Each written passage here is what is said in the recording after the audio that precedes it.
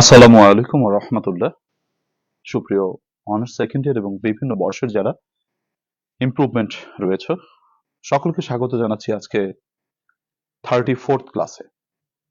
আজ 34 নম্বর ক্লাস। শুকরিয়া জানাচ্ছি মহান আল্লাহ রাব্বুল আলামিনের দরবারে। আলহামদুলিল্লাহ আমরা খুবই সফলতার সাথে এবং ইফেক্টিভলি 33টি ক্লাস শেষ করতে পেরেছি। রব্বুল আলামিনের রহমতের কারণে আমরা এটা পেরেছি, এর জন্য আল্লাহ তাআলার কাছে আবারও শুকরিয়া জ্ঞাপন করে বলি আলহামদুলিল্লাহ। সুপ্রিয় শিক্ষার্থীরা, আজকে আমাদের 34 নম্বর ক্লাস। এই 34 নম্বর ক্লাসে আমাদের আলোচ্য টপিকগুলো কি কি সেটা তোমরা গতকালকেই দেখেছো। তো আজকের আমরা ক্লাসের দিকে যাব আস্তে আস্তে। তোমরা সবাই আস্তে আস্তে কানেক্টেড হয়ে যাও। পরীক্ষা 2 তারিখে পরীক্ষার জন্য আমাদের যে প্রস্তুতি নেওয়া প্রয়োজন, সেই প্রস্তুতির প্রায় 80% আমাদের কমপ্লিট হয়েছে। যে 20% বাকি আছে, সেই 20% আমরা ইনশাআল্লাহ তাআলা আগামী যে সময়টুকু আমাদের হাতে আছে এর ভিতরে আমরা কমপ্লিট করে ফেলতে পারবো ইনশাআল্লাহ। প্রিয় শিক্ষার্থীরা, আজকে 34 নম্বর ক্লাসে তোমরা অনেকেই অলরেডি কানেক্টেড হয়েছো, অনেকেই আমাকে সালাম দিয়েছো। ওয়ালাইকুম আসসালাম ওয়া রাহমাতুল্লাহি ওয়া বারাকাতুহু। অনেকে জানতে চেয়েছো আমি কেমন আছি। আল্লাহ তাআলার রহমতে অনেক ভালো আছি। আশা করি তোমরাও রব্বুল আলামিনের রহমতে অনেক ভালো আছো। অনেকে আদাব নমস্কার দিয়েছো। আদাব। তো আমাদের আজকের ক্লাস যেটা পরিচালিত হতে যাচ্ছে 34th ক্লাস। আজকে 34th ক্লাস শুরুর আগে তোমাদেরকে আমি যে সাজেশনসটা দিয়েছি সেই সাজেশনসটা একটু বুঝিয়ে দেব। সেই সাজেশনসটা প্রথমে একটু বুঝিয়ে দিয়ে আমরা তারপরে ক্লাসের দিকে যাব। এর মধ্যে আমি তোমাদের কোনো প্রশ্ন কোনো কথা সেটা কমেন্ট থেকে রিসিভ করব না। তোমরা প্রশ্ন কমেন্টে এখন না করলে ভালো হয়, কারণ দেখা যায় প্রশ্ন করে তুমি উত্তর পেলে না, তখন তোমার কষ্ট লাগবে। আমরা যখন আলোচনায় যাব টপিকে, তখন তুমি টপিক ভিত্তিক প্রশ্ন করো, আমি তোমাকে অবশ্যই সেটার উত্তর দেওয়ার চেষ্টা করবো বা ব্যাখ্যা দেওয়ার চেষ্টা করবো তোমাকে। এই মুহূর্তে সবাই যে কথাগুলো বলছে একটু মনোযোগ সহকারে খেয়াল করো প্লিজ। তো অনেকেই 70+ কানেক্টেড হয়েছে অলরেডি, আস্তে আস্তে হয়তো সবাই কানেক্টেড হয়ে যাবে। প্রিয় শিক্ষার্থীরা, আমাদের প্যাসেজ আমাদের পরীক্ষার জন্য 3টি পার্ট তোমরা জানো। আমাদের প্যাসেজ অংশ থাকে যাতে 20 নম্বর বরাদ্দ থাকে আমাদের, তারপরে হচ্ছে গ্রামার অংশ থাকে যাতে 45 নম্বর আমাদের বরাদ্দ থাকে।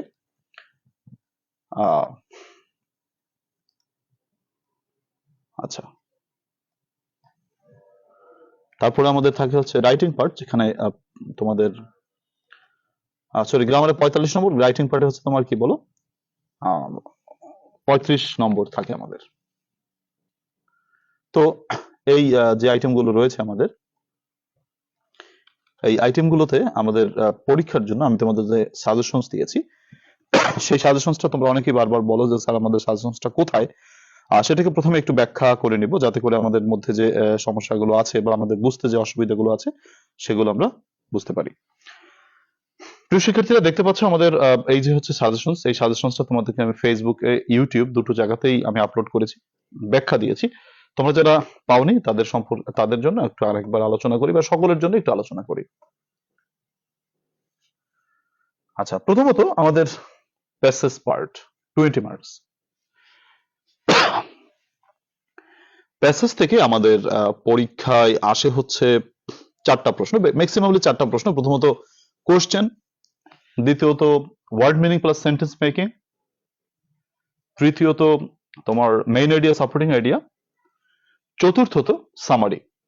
তবে ইরেগুলার একটা আইটেম আছে, ইরেগুলার অনিয়মিত, সবসময় আসে না, তবে মাঝে মাঝে আসে, সেটা হচ্ছে কি ওয়ার্ড রাইটিং। কি ওয়ার্ড রাইটিং সম্পর্কে আমরা প্রস্তুতি রাখবো। তো প্যাসেজ আমি তোমাদেরকে এখানে দেখো 11টি প্যাসেজ তোমাদেরকে আমি সাজেস্ট করেছি।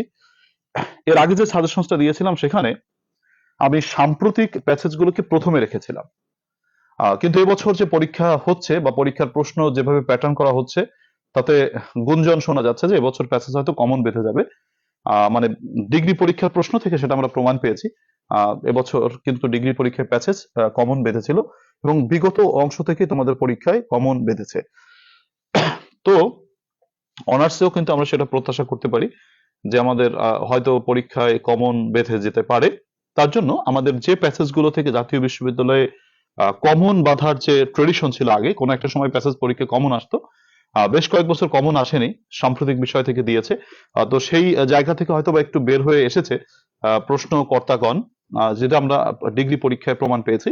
তো সেই আশাটা আমরা অনার্সেও করতে যাচ্ছি যে আমাদের হয়তো প্যাসেজ যদি কমন বেঁধে যায়, তো কমন বাঁধার ট্রেডিশনে বা যে সময় পরীক্ষায় প্যাসেজ গুলো কমন বাঁধতো, সেই সময় যে প্যাসেজ গুলো থেকে ঘুরে ফিরে প্রশ্ন হতো, সেই প্যাসেজ গুলোকে আমি প্রথমে রেখেছি।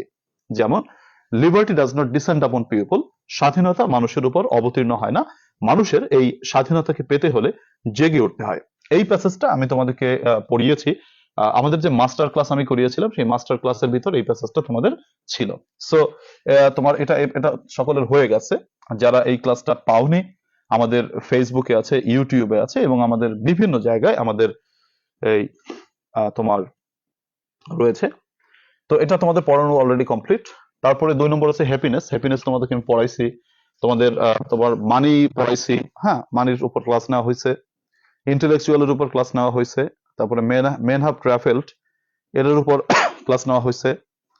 তারপরে লিসেনিং স্পিকিং এর উপর ক্লাস নেওয়া হয়েছে maybe. It is a real wonder, অ্যাম্বিশনের উপর ক্লাস বোধহয় নেওয়া হয়েছে। তো রিয়েল ওয়ান্ডার এটার উপর ক্লাস হয়তো নেওয়া হয় নাই। জুলাই অফ সার্জের উপর ক্লাস নেওয়া হয়েছে, হিস্টোরি এটা নেওয়া হয় নাই। আর ব্লু ইকোনমির উপর ক্লাস নেওয়া হয়েছে। এখন দেখা যায় তোমরা অনেকে ক্লাসগুলো বলবে যে স্যার আমরা পাই নাই, বা আমরা সেগুলো কোথায় পাবো। আমি তোমাদেরকে দেখে একটা প্লেলিস্ট করে এক জায়গায় যাতে তুমি পাও সেটা করে দিতে পারি কিনা, তাহলে তুমি সেটা দেখে নিতে পারবে।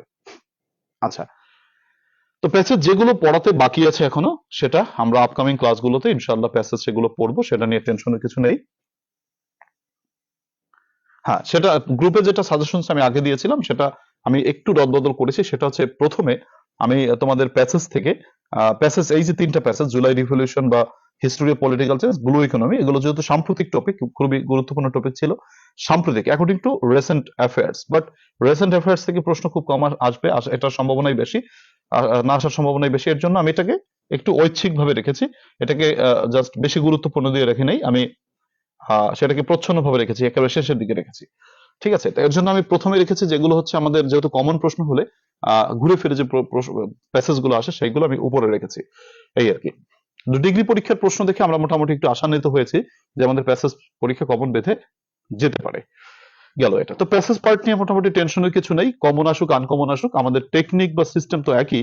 অর্থাৎ সেই প্রশ্নগুলো প্যাসেজ থেকে খুঁজে বের করা, word meaning plus sentence making, এটা আমরা পারবো না, সেটা যতটুকু পারি সেটা বোনাস, তবে এটার উপর নম্বর আমরা বাজেট করতেছি না। তবে মেইন এরিয়া, সাপোর্টিং এরিয়া তো আমরা সহজ, ওটা পারি। আর সামারি তো সহজ, ওটা পারি। তো প্যাসেজ যেটাই আসুক না কেন, আমাদের যে টপিক গুলো লিখতে হবে সেটা তো আমরা মোটামুটি প্র্যাকটিস আছে, সমস্যা নেই। তারপর প্যাসেজের উপর আপকামিং ক্লাসগুলোতে ক্লাস হবে, সমস্যা নেই। তোমরা তোমাদের প্যাসেজ উপরে যত আলোচনা আছে, প্যাসেজ সম্পর্কে যা জানতে চাও, সেগুলো তোমরা পরবর্তী ক্লাসগুলোতে পাবে, সেটা নিয়ে টেনশনে কিছু নেই। তো আমরা মোটামুটি প্যাসেজের উপর আমরা ক্লাস পাবো, সমস্যা নেই। আচ্ছা, হ্যাঁ, প্লে লিস্ট করে দেব। আচ্ছা, ফাইন। এরপরে আমরা গ্রামারের কথা বলি। আমাদের মেইন প্রজেক্টটা হচ্ছে গ্রামার। পাস করার জন্য গ্রামারটা হচ্ছে মেইন ব্যাপার বা বেসিক ব্যাপার। আমরা গ্রামারে যদি আমরা ডাব্বা মারি, তাহলে কিন্তু আমাদের মোটামুটি আমাদের তরি ডুবে যাবে। হ্যাঁ, আমাদের তরি যাতে না ডুবে, এর জন্য আমাদের গ্রামারের উপর ভালো গুরুত্ব প্রদান করতে হবে। প্রিয় শিক্ষার্থীরা, আমি গ্রামারে তোমাদেরকে 3টি জায়গা কমপ্লিট করতে বারবারই বলি। সেটা হচ্ছে, আমাদেরকে প্রথমত গ্রামারের জন্য প্রতিটি আইটেমের সূত্রগুলো আমাদেরকে পড়তে হবে। The first thing is that we have to, আমাদেরকে যে রুলস গুলো রয়েছে, টেকনিক গুলো রয়েছে, প্রত্যেকটি আইটেমের আমি টেকনিক পড়াইছি তোমাদের, এটা একবার রিভাইজ করতে হবে। এটা হচ্ছে প্রথম। দ্বিতীয়ত, তোমাকে যে কি করতে হবে, তোমাকে যে বুস্টার সাজেশনস দিয়েছি প্রত্যেকটি আইটেমের, আমি শর্ট সাজেশনস দিয়েছি, মানে বুস্টার সাজেশনস নাম দিচ্ছি আর কি, ওটাই শর্ট সাজেশনস। এটা কোথা থেকে দিয়েছি, বুস্টার সাজেশনটা কোথা থেকে আসছে? এটা আসছে হচ্ছে বিগত বছরের প্রশ্ন প্লাস টেস্ট পেপারসের যে মূল অংশ, গুরুত্বপূর্ণ অংশ, সেগুলোকে কম্বাইন করে এই বুস্টার সাজেশনসটা তৈরি হয়েছে। তৃতীয় ধাপে আমাদের প্রত্যেকটি আইটেমের যে বিগত বছরের প্রশ্নগুলো আছে, সেগুলোকে আমরা রিভাইজ করব। তাহলে গ্রামারের জন্য 3টি ধাপ মনে থাকবে। প্রথমত রুলস, দ্বিতীয়ত বুস্টার টেকনিক মানে বুস্টার সাজেশনস গুলো, তৃতীয়ত বিগত বছরের প্রশ্ন। এই তিনটি জায়গা আমাদেরকে পড়তে হবে। তো সেক্ষেত্রে আমরা জানি যে সেন্টেন্স কারেকশনের জন্য 7টা বুস্টার টেকনিক বা রুলস আছে, 93টি প্রশ্ন আছে, আর বিগত বছরের প্রশ্নাবলীগুলো আমাদের পড়ে যেতে হবে। আচ্ছা, তারপরে হচ্ছে framing WH question, right form of verbs, article, reordering sentence, punctuation marks. Synonym অ্যান্টোনিমের তো রুলস নেই, এটা হচ্ছে 150টি শব্দ মুখস্থ করতে হবে। সিনোনিম 50টা আছে, আমি এখানে লিখি নাই, বাট সেগুলো পড়তে হবে। আর চেঞ্জিং ওয়ার্ড ফর্মস, সেটা হচ্ছে তোমার চেঞ্জিং ওয়ার্ড ফর্ম 100টি, তো 100টি আমরা সেটা তো রিভাইজ করবে। আর হচ্ছে ট্রান্সলেশন, এর কোনো সূত্র নাই, প্র্যাকটিসের ব্যাপার আছে। তো এই হচ্ছে আমাদের মোটামুটি গ্রামারের সাজেশনস। 3টি পার্ট আমাদের পড়তে হবে, প্রথমত রুলস বা টেকনিক, তারপর 93টি প্রশ্ন, তারপরে বিগত বছরের প্রশ্নগুলি, মানে এরকম করে 3টি ধাপ। প্রথমে রুলস, বুস্টার সাজেশনস, বিগত বছরের প্রশ্ন। আচ্ছা, গেল। এটা হচ্ছে গ্রামার। গ্রামার নিয়ে বিস্তর আলোচনা সামনে হবে, তাহলে যারা সাজেশনসটি বোঝো নাই তাদের বুঝাই দেওয়ার চেষ্টা করছি। দেখো, রাইটিং পার্টে আসি। Writing part paragraph. তো প্যারাগ্রাফে আমাদের 3টি প্যারাগ্রাফ পরীক্ষা আসবে, তুমি যে কোনো একটা লিখবা, তুমি যেটা পারো বা তোমার যেটা লিখতে স্বাচ্ছন্দ্য বোধ করো সেটা তুমি লিখবা। তো দেখো, এখানে আমি তোমাদের 12টি প্যারাগ্রাফ দিয়েছি। আচ্ছা, তোমাদের 12টি যারা পড়ে যেতে চাও, 12টি যদি পড়তে পারো, অনেকেই আছে 12টি পড়তে পারবে, তাদের পক্ষে তাদের প্রস্তুতি একটু ভালো হবে। হয়তো তিনটার মধ্যে 2টাই হয়তো তারা কমন পেয়ে যেতে পারবে, তখন তারা তাদের চয়েস মতো লিখতে পারবে। আর যাদের মনে করো 12টা পড়তে পারবে না প্যারাগ্রাফ, তাদের জন্য বলেছি তোমরা নিচের যে 5টা রয়েছে, এই নিচের 5টা পড়ে যাও। ইন্টারনেট, ক্লাইমেট চেঞ্জ বা green house effect, price hike, self employment, July movement, এই 5টা পড়ে যাও। কেউ কেউ যদি বলো যে স্যার আমি এই 5টাও পারতেছি না, তোমার 5টাও পারতেছি না, তাইলে তোমার কি করো, যে তোমাকে বলবো যে 5টাও যদি না পারো তাহলে প্রথম 3টা তোমার জন্য পড়ে যেতে হবে, যে 3টা বেশি গুরুত্বপূর্ণ। দেখো, এগুলো হচ্ছে আমার মতে, আমি আমার অভিজ্ঞতার আলোকে এই সাজেশনসটা তৈরি করেছি। প্রতি বছর আমরা এরকম অভিজ্ঞতার আলোকে সাজেশনস তৈরি করে থাকি, এবং প্রতি বছরই আমরা প্রায় লক্ষ্য করি কমপক্ষে 90 থেকে 100% কখনো কখনো পরীক্ষা কমন বেঁধে যায়। আমরা যেভাবে বলি, এই যে প্রথম 3টা বলেছি, দেখা যায় ভাগ্য সুপ্রসন্ন হলে 3টার ভিতর থেকে একটা বেঁধে যেতে পারে বা বেঁধে যাবে, এই আর কি। তবে ব্যাপারটা হচ্ছে এরকম যে আমরা তো আর ফেরেস্তা নই যে আমাদের প্রশ্নটা তৈরি করছে ওইটা আমি জাদুর আয়না দিয়ে দেখছি, এরকম না বিষয়টা। আমাদের অভিজ্ঞতার আলোকে আমরা দিয়ে থাকি, তাই আমরা বলি যে যেগুলো পড়তে বলি সেগুলো পড়লে মোটামুটি কমন বেঁধে যায়। হ্যাঁ, তবে ব্যতিক্রম যে হতে পারে না পৃথিবীতে সেরকম কিন্তু কিছুই না। হ্যাঁ, মানে অ্যাক্সিডেন্ট যেটা ঘটে না। এর জন্য বলবো তোমরা যদি পারো, প্রথমত 12টা আমি বলেছি, 12টা পড়ো। আর যদি সেটা না পারো 5টা পড়ো। আর যদি 5টা না পড়ো, জাস্ট 3টা পড়ে যাও। যাদের একেবারে শেষ মুহূর্তে কিছুই পড়ো নাই, তারা 3টা পড়ে যাও। আমার মনে হয় 3টার ভিতর থেকে একটা কমন বেঁধে যেতে পারে। এই হচ্ছে কথা। আশা করি কথাটা বুঝতে পেরেছো। যে যারা সবগুলো পড়তে পারো সবগুলো পড়ো, যারা সবগুলো পারো না তারা 5টি পড়ো। আর যাদের 5টিতেও কুলবে না, তারা প্রথম 3টা আল্লাহর নাম পড়ে যাও। আল্লাহ ভরসা, কমন বেঁধে যেতে পারে। এই একই কথা আমি পরবর্তী আইটেমগুলোর ক্ষেত্রেও বলবো। যদি তোমরা এই প্যারাগ্রাফের কথা বুঝতে পারো, তাহলে আমি একই কথা অ্যাপ্লিকেশনেও বলবো। আমাদের অ্যাপ্লিকেশন এবং লেটার, এই দুটো আইটেম আমাদের পরীক্ষায় থাকে। তুমি লেটারও লিখতে পারো, তুমি অ্যাপ্লিকেশন লিখতে পারো, অ্যাজ ইউ উইশ। তবে আমি তোমাদেরকে বরাবরই পরামর্শ প্রদান করে থাকি, সেটা হচ্ছে যে আমি বরাবরই তোমাদেরকে পরামর্শ প্রদান করে থাকি যে তোমরা অ্যাপ্লিকেশন লেখো, কারণ লেটারের তুলনায় অ্যাপ্লিকেশনে অপেক্ষাকৃত নম্বর বেশি পাওয়া যায়। এর জন্য আমি তোমাদেরকে লেটার লিখতে বলি। আচ্ছা, তো লেটার কয় পাতায় লিখবা, লেটার কোথায় কি লিখবা, এ ব্যাপারে আলোচনা হবে, আমাদের ক্লাসে আলোচনা হবে, সেটা পরে। আপাতত দেখো, আমি তোমাদেরকে 10টি অ্যাপ্লিকেশন দিয়েছি। যদি অ্যাপ্লিকেশন 10টি তোমরা পড়তে পারো খুব ভালো হয়। যারা 10টি অ্যাপ্লিকেশন পড়তে পারবে না তাদের জন্য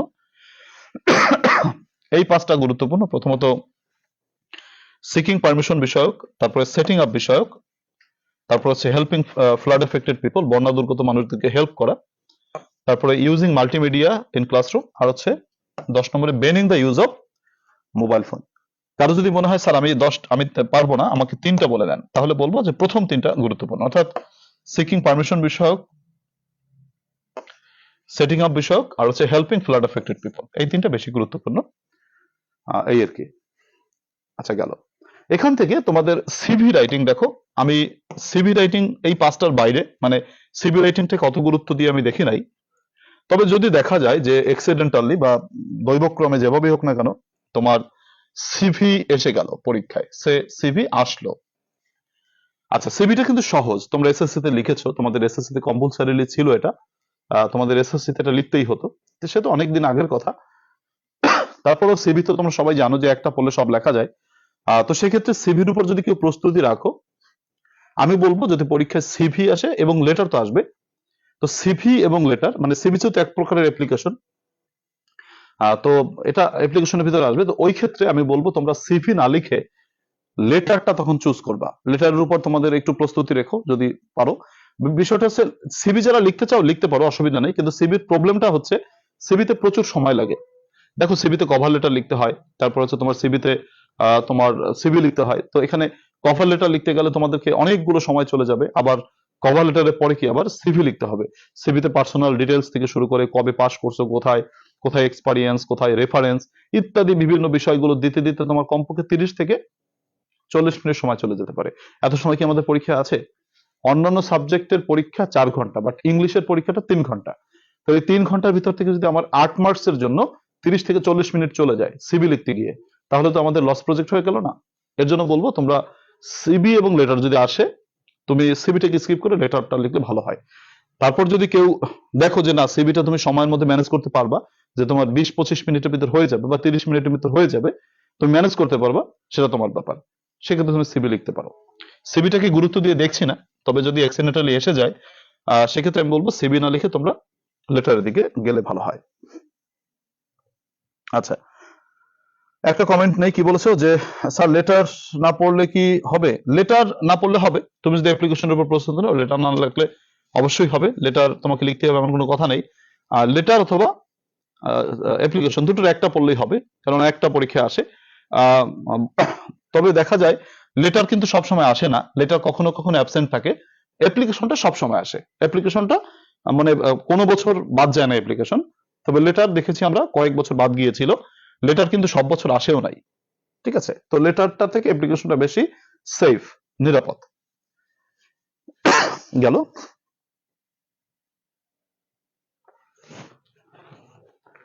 আচ্ছা, এরপর আসো আমরা সামনে দিকে যাচ্ছি, সামনে কি আছে, সামনে লেটার রাইটিং এ। তো লেটার রাইটিং এর ক্ষেত্রে যদি প্রস্তুতির কথা বলো, সেই একই কথা বলবো আমি। 9টি লেটার গুরুত্ব দিয়ে বলেছি পড়তে, যদি 9টি পড়তে না পারো তাহলে 5টি, অর্থাৎ এক্সপ্রেসিং কন্ডোলেন্স, সান্ত্বনা জানানো, why you want to be BCS cadre, তুমি কেন বিসিএস ক্যাডার হতে চাও সে ব্যাপারে চিঠি লেখা, অথবা importance of reading news paper, অথবা থ্যাঙ্কিং ফর হসপিটালিটি, তারপর হচ্ছে কংগ্রাচুলেটিং অন ব্রিলিয়ান্ট রেজাল্ট। লেটারের ক্ষেত্রে একই কথা বলবো, যদি তুমি 5টা না পারো প্রথম 3টি তোমার জন্য বেশি গুরুত্বপূর্ণ। Expressing condolence, why you want to be a BCS cadre, অথবা importance of reading news paper, as you wish. তবে লেটার কিন্তু তোমাকে পড়তে হবে এমনটি নয়, তুমি অ্যাপ্লিকেশনের উপর প্রস্তুতি নিলে তোমার যথেষ্ট হয়ে যাবে। অ্যাপ্লিকেশন বা লেটার তোমার দুটোর মধ্যে যেটার উপর ভালো প্রস্তুতি পারো সেটা লিখবা। এরপর আমাদের বিগ প্রজেক্ট হচ্ছে তোমাদের এসে রাইটিং, বড় প্রজেক্ট, মানে এটার নম্বরটা বেশি, 15 মার্কস। আর আমরা বেশি ছলনা খাই হচ্ছে এই এসেতে, আমরা সব থেকে বড় মার্কস 15 নম্বর, আর বেশি সেকা, বেশি আমরা পেইনটা পাই হচ্ছে এই এসেতে, নম্বরটা একটু কম পাই এখানে। তো এটা হচ্ছে আমাদের সব থেকে বড় মানে আইরনি বা পরিহাসের ব্যাপার। তো যাই হোক, মানে এসেতে নম্বর স্যাররা কেন যেন দিতে চান না, মানে খুব বেশি দেন না আর কি। যারা অতীব ভালো লেখেন তাদের তো নম্বর বেশি পায়, কিন্তু আমাদের এভারেজে দেখা যায় খুব ভালো নম্বর এসেতে আমরা পাই না। 15 মার্কসের ভিতরে যদি 10+ নম্বর পেতাম তাহলে আমাদের মনটা খুশি থাকতো, বাট দেখা যায় 10+ নম্বর ম্যাক্সিমামই পায় না। তো এই আর কি। এসে রাইটিং এর জন্য আমাদের আমি বলেছি তোমাদের এই 8টি এসে রয়েছে, যদি পারো 8টি এসে পড়ে যাও, যদি সেটা না পারো প্রথম 5টি গুরুত্বপূর্ণ, প্রথম 5টি পড়ে যাও। যদি সেটা না পারো তাহলে বলবো এইখানে 3টা রয়েছে, যেমন duties of students, patriotism, empowerment of women, এই 3টা সব থেকে বেশি গুরুত্বপূর্ণ আমার দৃষ্টিতে। তুমি যদি সব পড়তে না পারো অ্যাটলিস্ট এই 3টা পড়ে যাও। ডিউটিস অফ স্টুডেন্টস, এটা অনেক শিরোনামে আসতে পারে, ডিউটিস অফ স্টুডেন্ট শিরোনামে আসতে পারে, এটা স্টুডেন্টস অ্যান্ড সোশ্যাল সার্ভিস শিরোনামে আসতে পারে, ইত্যাদি। ঠিক আছে, আচ্ছা। তারপরে তোমার পেট্রিয়টিজমটা পড়তে হবে, দেশপ্রেম। আর হচ্ছে এম্পাওয়ারমেন্ট অফ উইমেন, নারীর ক্ষমতায়ন, এটা পড়ে যেতে হবে। আচ্ছা আচ্ছা, ফাইন। এরপর আসো, আমি বলছি হচ্ছে তোমার সিচুয়েশনাল রাইটিং সম্পর্কে বলছি। সিচুয়েশনাল রাইটিং এ আমাদের 5টি আইটেম রয়েছে: পোস্টার, নোটিশ, অ্যাডভার্টাইজমেন্ট, স্লোগান এবং মেমোরেন্ডাম। আমরা এই 5টি আইটেমের ভিতর 3টি আইটেম পড়লেই আমাদের পরীক্ষায় কমন বেঁচে যায়। এই 3টির একটিও বাদ দেওয়া যাবে না, অর্থাৎ পোস্টার পড়তেই হবে, নোটিশ পড়তেই হবে, অ্যাডভার্টাইজমেন্ট পড়তেই হবে, এই 3টার একটাও বাদ দেওয়া যাবে না। এমনটি হলো, তুমি মনে করো পোস্টার বাদ দিছো, তোমার পরীক্ষা আসলো স্লোগান প্লাস পোস্টার অথবা মেমো প্লাস পোস্টার, আসতেই পারে। তখন কি করবা দেখো, তুমি যেটা বাদ দিলে ওইটা আসলো, তাহলে কিন্তু পরীক্ষা আমরা মোটামুটি সার্নামেন্টে ক্লোজ হয়ে যাব। এর জন্য আমরা বলবো ঝুঁকি এড়ানোর জন্য, যেহেতু এই আইটেমগুলো খুবই সহজ, অল্প পরে টেকনিকে লেখা যায়, সো আমাদের আইডিয়া 3টার উপরে রাখা উচিত। এতে বেশি শ্রম দেওয়া লাগে না। এই পোস্টার পড়তে খুব বেশি শ্রম তোমাদের দেওয়া লাগবে না। দেখো, পোস্টারের ক্ষেত্রে সে একই কথা বলবো, সাজেশনের ক্যাটাগরি গুলো যেভাবে আমি তোমাদেরকে ডিসক্রাইব করেছি, এখানে 10টি পোস্টার রয়েছে, যদি পারো 10টি পড়ে যাও, যদি না পারো ডিফরেস্টেশন, তারপরে হচ্ছে drinking pure water, reckless driving, collecting help from the flood affected people, অথবা ফুড অ্যাডাল্টেশন। এই 5টি খুব গুরুত্বের সাথে পড়ে যাও। যদি মনে করো এই 5টা পারতেছি না, তাহলে তুমি প্রথম 3টা ভালো করে পড়ে যাও, যেমন ডিফরেস্টেশন, ড্রিঙ্কিং পিওর ওয়াটার, তারপর হচ্ছে রেকলেস ড্রাইভিং। নোটিশের ক্ষেত্রে বলতে চাই যে নোটিশের ক্ষেত্রে আমাদের এখানে আমি তোমাদেরকে 9টি সাজেশনস দিয়েছি। এর ভিতরে প্রথম 5টি যদি না পারো তাহলে প্রথম 5টি পড়ো, আর যদি প্রথম 5টিও না পারো তাহলে প্রথম 3টি তোমার জন্য গুরুত্বপূর্ণ।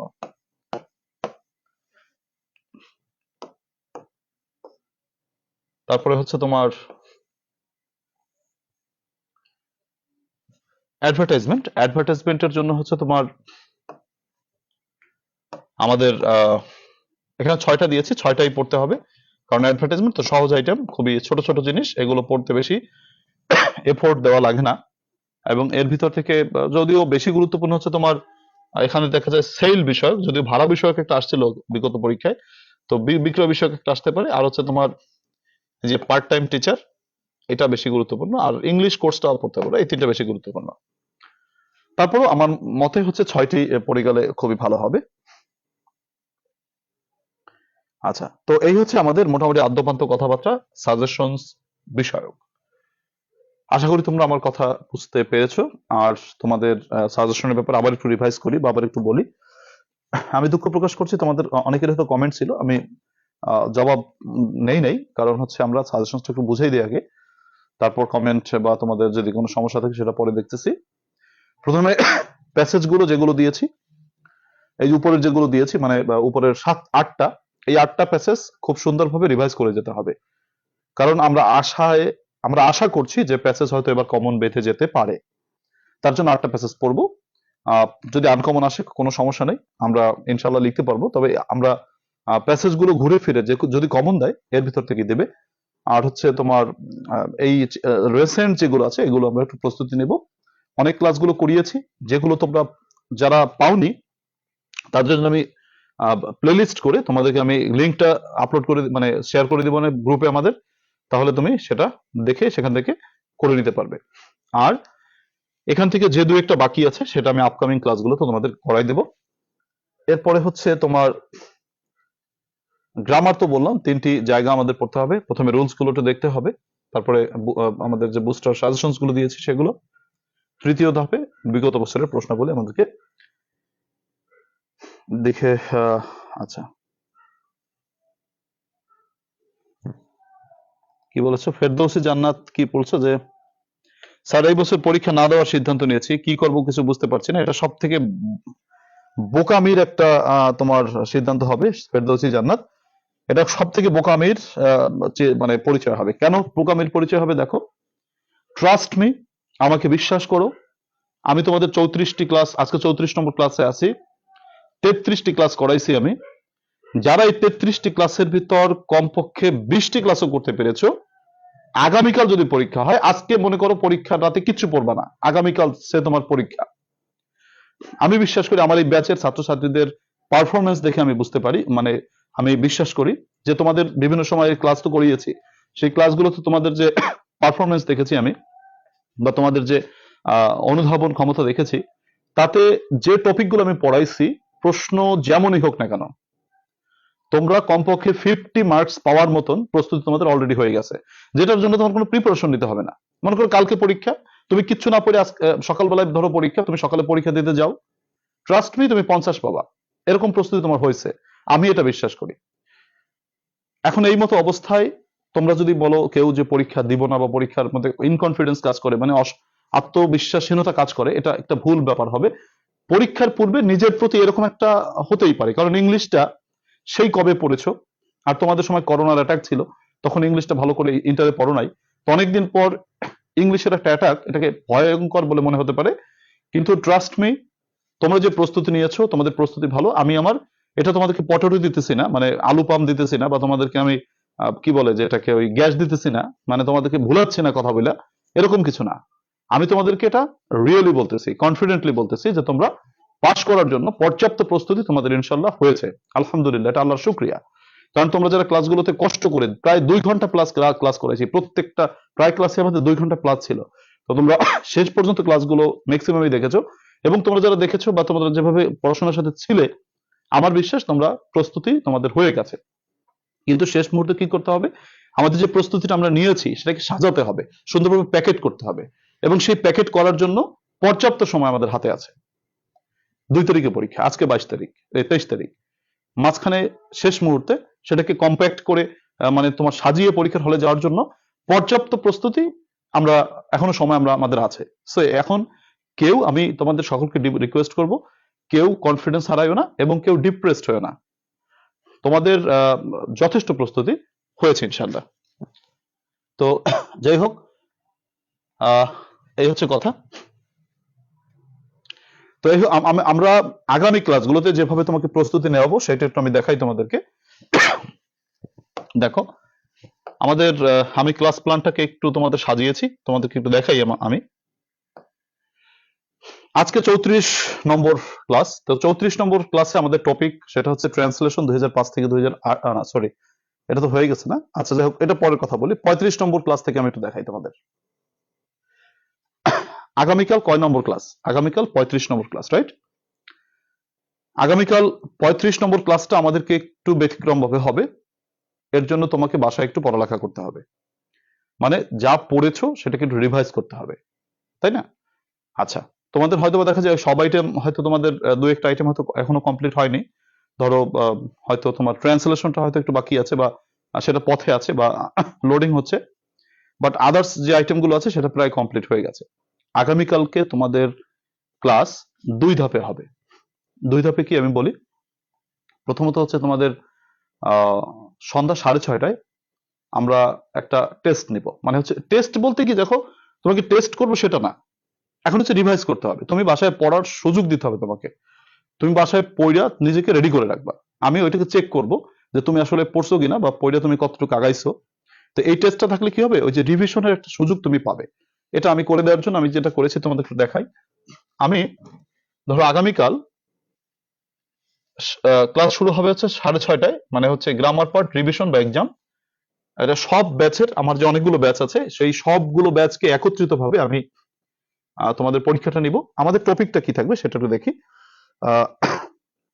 যে আমাদের টপিকটা কি থাকবে। আমাদের টপিকটা থাকবে হচ্ছে আমাদের ধরো আগামীকাল কালের মধ্যে তুমি ধরো আমার এই যে আজকের ক্লাসটা করলা, তোমরা করতেছো, এই ক্লাসটা করেই পড়াশোনার টেবিলে বসে যাবে, এবং আগামীকালের এই যে আগামীকালের মধ্যে, মানে আজকে এখন বাজে হচ্ছে ধরো তোমার 9টা 13 বাজে বা 9টা বাজে, আগামীকাল 6:30 এর মধ্যে তোমরা প্রায় 20 ঘন্টা প্লাস সময় পাবে। এই 20 ঘন্টা প্লাস সময়ের মধ্যে তুমি এই যে আইটেম গুলো আছে এগুলো কমপ্লিট করে ফেলবে।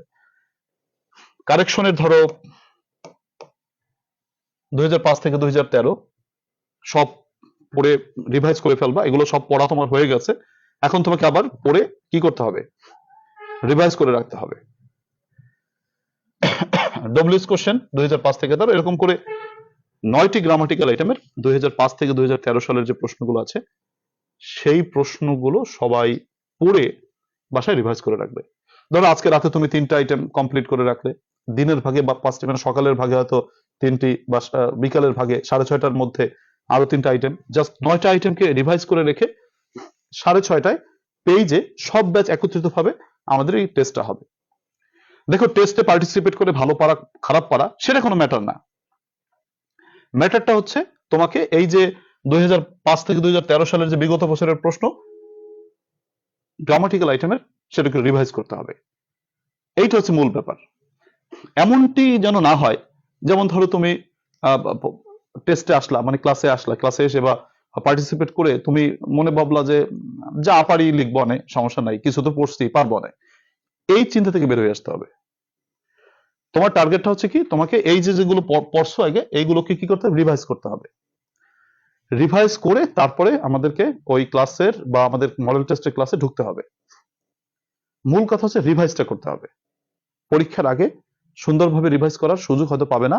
আর তোমরা যদি রিভাইজ বাসায় নিজের মতো করে করো, ম্যাক্সিমামই এলোমেলো করে ফেলাবা।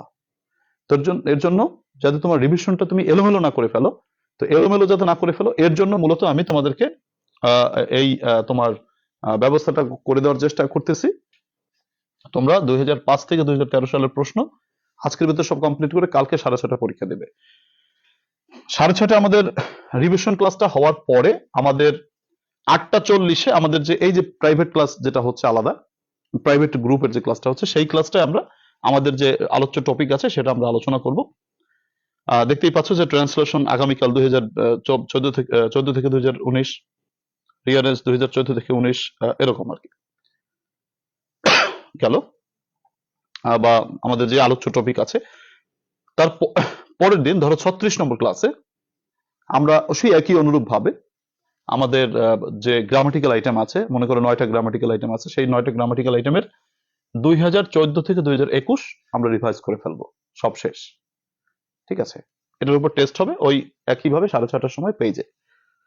আর রেগুলার ক্লাস আমাদের যেটা ছিল 8:40 সেটা 8:40 হবে, যেটা আমাদের রেগুলার টপিক ছিল সেই টপিক আমরা আলোচনা ইনশাল্লাহ করব।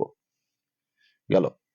37 নম্বর ক্লাসে আমরা কি করব, 37 নম্বর ক্লাসে আমাদের পরবর্তী থাকবে হচ্ছে আমাদের প্রত্যেকটা গ্রামাটিক্যাল আইটেমের বুস্টার সাজেশনস 1 থেকে 30 পর্যন্ত, মানে বুস্টার যে সাজেশনস তোমাদেরকে আমি পড়াইছি সেই বুস্টার সাজেশনস এর তোমার হচ্ছে আমি 3 ভাগে ভাগ করছি রিভিশনের জন্য। ধরো 3 ভাগে ভাগ করে প্রথম একটি অংশ, মানে 1/3 প্রথম 1/3 আমরা প্রথম দিনে মানে রিভিশনের শেষ করব, দ্বিতীয় অংশ আমরা তারপরের দিন, আর তৃতীয় অংশ আমরা শেষের মানে তারপরের দিন করবো। এভাবে যেমন ধরো 37 নম্বর ক্লাসে আমাদের কারেকশন 1 থেকে বুস্টার সাজেশন 1 থেকে 30 এটা রিভাইজ করবা, ডব্লিউএস কোশ্চেন 1 থেকে 30, রাইট ফর্ম ওয়ার্ডস 1 থেকে 40, মানে 1/3 যে কয়টা আমাদের বুস্টার সাজেশনস আছে প্রত্যেকটা আইটেমে, সেই কয়টার ভিতর থেকে আমাদের 3 ভাগের 1 ভাগ আমরা রিভাইজ করব বা আমরা বাসায় পড়ে রেডি রাখবো। এরপর আমি ওখান থেকে তোমাকে টেস্ট নিব, এতে আমাদের রিভাইজটা হয়ে যাবে। তারপরে ক্লাসে হয়তো বুস্টার সাজেশনস এর দ্বিতীয় অংশ, অর্থাৎ তোমার 31 থেকে 60, তারপরে হচ্ছে তোমার 39 নম্বর ক্লাসে হচ্ছে বুস্টার সাজেশনস এর শেষাংশ, মানে শেষ ভাগ। 3টি ভাগে ভাগ করে আমরা রিভাইজ করছি বুস্টার সাজেশনস কে। আচ্ছা, গেল। এরপরে আমরা কি করব, এরপরে আমরা তোমার তারপরে মানে বিগত বছরের প্রশ্ন রিভিশন শেষ, বুস্টার সাজেশন রিভিশন শেষ, এরপর একটা টেস্ট নিব, আরেকটা দিন সময় দেবো। সেই সময়টা কি করতে হবে, সকল board question plus booster suggestions একবারে রিভাইজ করে ফেলতে হবে। যেহেতু ওগুলো রিভাইজ হয়ে গেছে, এখন দুইটা মিলে একটা রিভাইজ করলাম, সেটার উপর একটা টেস্ট হবে, যে সকল বিগত বছরের সব প্রশ্ন প্লাস বুস্টার সাজেশন সব প্রশ্ন।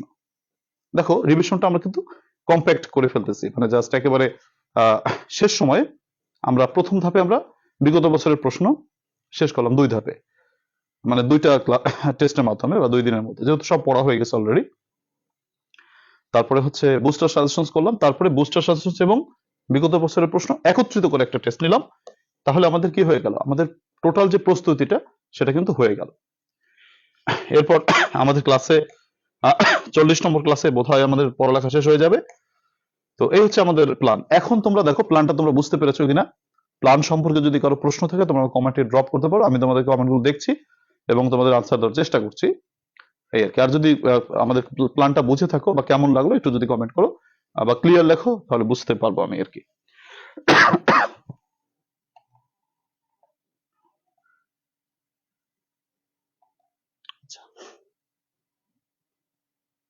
আচ্ছা, ঠিক আছে, থ্যাংক ইউ। শাহরিয়ার বলছেন স্যার আমাদের বই যা নাই যাদের 2015-5 সাল থেকে কোথায় পাবো? এগুলো সব ইউটিউব চ্যানেলে আছে, ইউটিউব চ্যানেলে পাবা।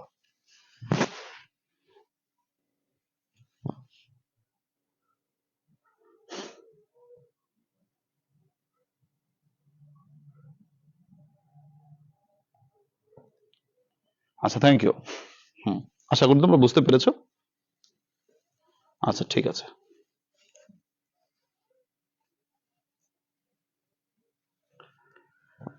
আচ্ছা, স্টার চানার্সি প্রশ্ন করেছো আজকে কোনো গুরুত্বপূর্ণ বিষয় আছে কিনা। গুরুত্বপূর্ণ কোনো বিষয় নাই, ওই আর কি চুলদারি কাটানোর সময় পাই না, আজকে একটু সময় পেয়েছি তাই কাটে ফেলাইছি। আর হচ্ছে একটু ক্রিকেট খেলা ছিল, তো ক্রিকেট খেলা আমি আবার একটু ধারা বিবরণী দেই, মানে আমি এবার ধারাভাষ্যকার, আমার মোটামুটি এলাকায় খ্যাতি আছে ধারাভাষ্যকার হিসেবে, তো ক্রিকেটে একটু ফাংশন আছে এই আর কি, এর জন্য নিজেকে একটু রেডি করে রাখা।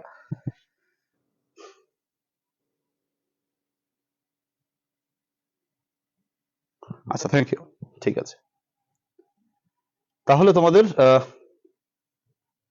আমি এই প্ল্যানের আমাদের এই যে প্ল্যান আছে, প্ল্যানের যে এইটা তোমার ছবিটা বা তোমাদের যেভাবে বুঝতে পারো, এই প্ল্যানটা আমি তোমাদেরকে গ্রুপে দিয়ে দেবো। গ্রুপ থেকে তোমরা ছবিটা ডাউনলোড করে যার যার ফোনে রেখে ই করতে পারবা যে কবে তোমাদের কোনটার উপর টেস্ট হচ্ছে, ঠিক আছে।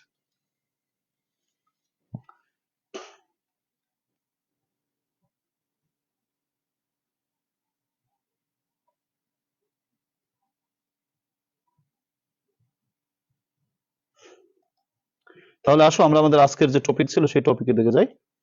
থ্যাংক ইউ, সবাই কমেন্ট করেছো, আমি সবাই প্রশংসাই করেছো, থ্যাংক ইউ।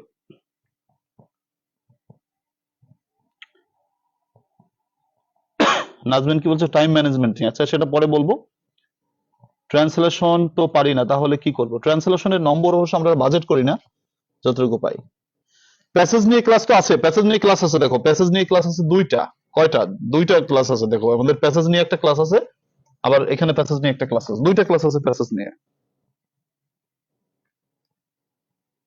কি বলছো স্যার এই সময় কি অন্য সাবজেক্টে সময় দেওয়া যাবে? দেখো অন্য সাবজেক্ট, তোমাদের তো অন্যান্য সাবজেক্ট আছে, বিভিন্ন সাবজেক্টে সবাই পড়ো, এই মুহূর্তে অন্যান্য সাবজেক্টে কম সময় দিতে হবে, ইংলিশকে বেশি গুরুত্ব দিতে হবে। আমিও জাতীয় বিশ্ববিদ্যালয়ের প্রাক্তন ছাত্র, মানে আমিও তো জাতীয় বিশ্ববিদ্যালয় থেকে পড়াশোনা করেছি। আমাদের জাতীয় বিশ্ববিদ্যালয়ের যে বিষয়টা আছে, মনে করো কি জানো, পরীক্ষার প্রথম দিন যে পরীক্ষাটা, সেই পরীক্ষাটাই মূলত ভালো করে আমরা পড়ি। মানে আমরা যেটা করতাম, বা আমরা প্রথম দিন যে পরীক্ষাটা, ওই পরীক্ষাটার উপর কমপক্ষে 5 থেকে 7 দিন বা 10 দিন আগে থেকে আমরা ওই সাবজেক্টটাই শুধু নিয়ে পড়ে থাকতাম। আর অন্যান্য সাবজেক্টের যেগুলো সাবজেক্ট আছে, ধরো 7-8টা সাবজেক্ট যদি থাকে, তোমরা সেকেন্ড ইয়ার আছো, আমাদের সেকেন্ড ইয়ারে মেবি 6টা বা 7টা সাবজেক্ট ছিল। তো আমরা যেটা করতাম যে প্রথম দিনে যে পরীক্ষা, প্রথম যে পরীক্ষাটা আছে, ওই পরীক্ষার প্রস্তুতি আমরা মূলত নিতাম 10 দিন আগে থেকে শুরু করতাম। আর হচ্ছে তোমার অন্যান্য যে সাবজেক্ট গুলো আছে, অন্যান্য সাবজেক্টের প্রশ্নগুলো, সাজেশনস গুলো, মনে করো আমরা তো ইংলিশ ডিপার্টমেন্টে ছিলাম, তো ইংলিশ ডিপার্টমেন্টের আমাদের আলাদা একটা সেট সাজেশনস পাওয়া যেত। তোমাদের হয়তো ব্যতিক্রম বা হচ্ছে দিগদর্শন যে যা হয়তো বা কিনো, তোমাদের যে বিভিন্ন গ্রুপের যে ডিপার্টমেন্ট ওয়াইজ যে সাবজেক্ট আছে, সেই অনুযায়ী যে যে সাজেশনস কিনো, ওই সাজেশনস থেকে প্রত্যেকটি সাবজেক্টের, আমি বলবো এই মুহূর্তে প্রত্যেকটি সাবজেক্টের যে গুরুত্বপূর্ণ প্রশ্নগুলো আছে, সেই প্রশ্নগুলো এখন লাল কলম দিয়ে পারো বা যেভাবে পারো দাগাই রাখো। এখনের কাজ হচ্ছে অন্যান্য সাবজেক্ট পড়ে মুখস্থ করে সেটা মনে রাখবা, সেই দিকে যাইও না, সেই দিকে গেলে হয়তো মনে নাও থাকতে পারে। এর জন্য কি করবা, সাজেশনসটাকে দাগাই রাখো। হবে কি, মনে করো তুমি যখন ইংলিশ পরীক্ষা দেওয়ার পরের দিন দ্বিতীয় পরীক্ষা হবে, ওই সময় হয়তো তুমি প্রশ্ন দাগাবা, তারপর তুমি প্রশ্নগুলো পড়বা। সেটা না করে এই মুহূর্তে তুমি ইংলিশটাই শুধু পড়ো, অন্যান্য সাবজেক্টের জন্য কি করো, অন্যান্য সাবজেক্টের জন্য গুরুত্বপূর্ণ যে প্রশ্নগুলো আছে ওই সাজেশন দেখা দেখা তুমি বইয়ের কোথা থেকে পড়বা, বইয়ের সেইখানে জায়গায় তুমি লাল দিয়ে রাখো যে এইটা বেশি বেশি গুরুত্বপূর্ণ বা এইগুলো আমি পড়বো। তাহলে কি হবে, তুমি প্রথম পরীক্ষাটা দিয়ে আসার পর থেকেই ওই যে সাবজেক্টগুলো দাগাই রাখছো, তোমার পরবর্তী সাবজেক্টগুলোতে দাগানোর সময়টা কিন্তু লস হবে না। হ্যাঁ, তুমি যদি মনে করো পরীক্ষার আগের যে সাবজেক্টের উপর পরীক্ষা, মনে করো ধরো সমাজ বিজ্ঞান যদি কারো থাকে, সেই সমাজ বিজ্ঞানের উপর পরীক্ষা তুমি পরীক্ষা দিলা, সেই দিন তুমি না দাগাই বরং এখন দাগাই ফেলাও অবসরে, এখন ওই সাবজেক্টের উপর স্পেশাল প্রস্তুতি নেওয়ার দরকার নাই, এই মুহূর্তে শুধু ইংলিশ লই পড়ে থাকো। কারণ ইংলিশটা তো একটা মানে ভেজাল সাবজেক্ট, এটা ফেল করলে তো ঝামেলা আছে। তোমরা তো এটা জানো কি না, তোমরা যারা নতুন তারা হয়তো এটা বুঝতে পারতেছো না অনেকেই, কিন্তু যারা দ্বিতীয় বা তৃতীয়বার পরীক্ষা দিচ্ছে তারা জানে যে ইংলিশের প্যারাটা কতখানি। হ্যাঁ, আমার কাছে এমন স্টুডেন্ট আছে যে ফাইনাল ইয়ার পাস হয়ে গেছে বাট ইংলিশ জন্য আটকে গেছে, তারা শেষে এই পাপ থেকে মুক্ত পাচ্ছে না। ঠিক আছে, তো আমি চাই তোমরা এবছরই পাশ করে যাও সবাই, এবং খুব সুন্দর গুরুত্বের সাথে পরীক্ষা দাও। আশা করি আমার বুঝতে পারছো কথাটা, এই আর কি। আচ্ছা, থ্যাংক ইউ। আচ্ছা, গুড। যারা নোট করে রাখছো তারা তো আগাই আছো, এখন ইংলিশের উপর বেশি গুরুত্ব দাও। আর যারা এখনো পর্যন্ত নোট টোট করে রাখো নাই তারা সেগুলোকে গুছাই রাখো। ওই সাবজেক্টের কোনো প্যারা এই মুহূর্তে নিও না। প্রত্যেকটি পরীক্ষার আগে মোটামুটি পর্যাপ্ত বন্ধ আছে, ওই বন্ধের ভিতরে পড়ে ওটাকে কমপ্লিট করতে পারবে বা একটা জায়গায় নিয়ে যেতে পারবে। এর জন্য কোথা থেকে পড়বা সেটা দাগাইয়া সবগুলো রেডি রেডি করে রাখো। তো অনেক কথা আজকে বললাম, সবগুলোই গুরুত্বপূর্ণ কথা। তো যাই হোক, এবার আমরা আমাদের আজকে ট্রান্সলেশন তোমাদের ছিল, সেই ট্রান্সলেশন দিকে যাই। আহ,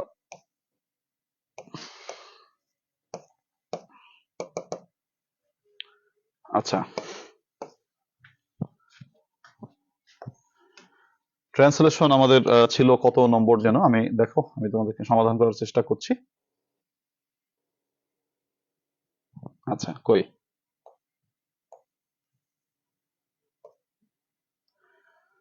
আমরা গতকালকে করেছিলাম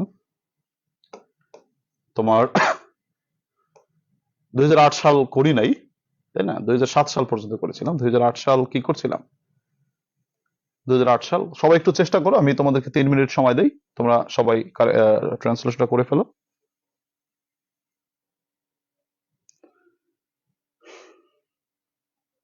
হ্যাঁ, 2008 সাল। চেষ্টা করো, 5টি বাক্য তোমাদের জন্য আছে, তোমরা সবাই খেয়াল করো।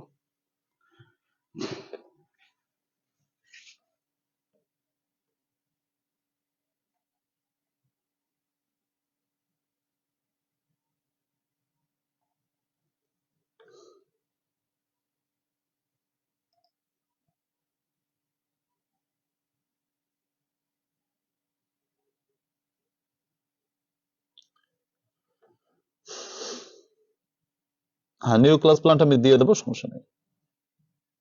সবাই একটু করে ফেলো, আমি 3 মিনিট সময় দিচ্ছি তোমাদেরকে। আচ্ছা, শিলা বলেছো কি, Shila Begum, drinking pure water and reckless, এইগুলো কি সোশ্যাল প্রবলেম স্যার? হ্যাঁ, ড্রিঙ্কিং পিওর না, ড্রিঙ্কিং পিওর একদম পিওর, এটা হচ্ছে তোমার সোশ্যাল প্রবলেম না শিলা বেগম। তবে রেকলেস ড্রাইভিংটা একটা সোশ্যাল প্রবলেম, সেটা না যাবে। আশা করি উত্তরটি পেয়েছো।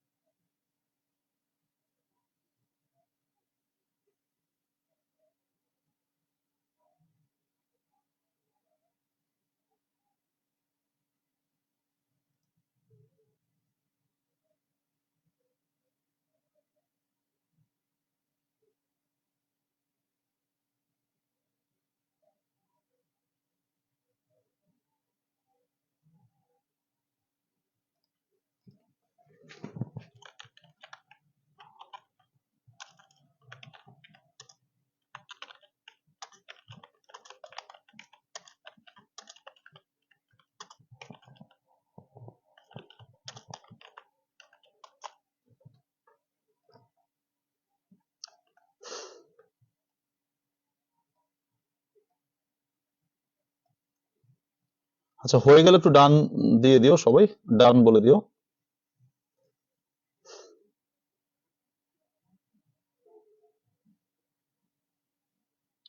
আচ্ছা, তোমাদের রাইটিং পার্ট জাতীয় যত সমস্যা আছে এটা আমি আলোচনা করবো, সমস্যা নেই, সেগুলো আমি তোমাদেরকে রেডি করে দিব, সেটা নিয়ে টেনশাইত হওয়ার কিছু নেই। তোমরা সমস্যা নাই, সেটা আমি দিয়ে দেবো তোমাদেরকে, ভয় নাই। আচ্ছা,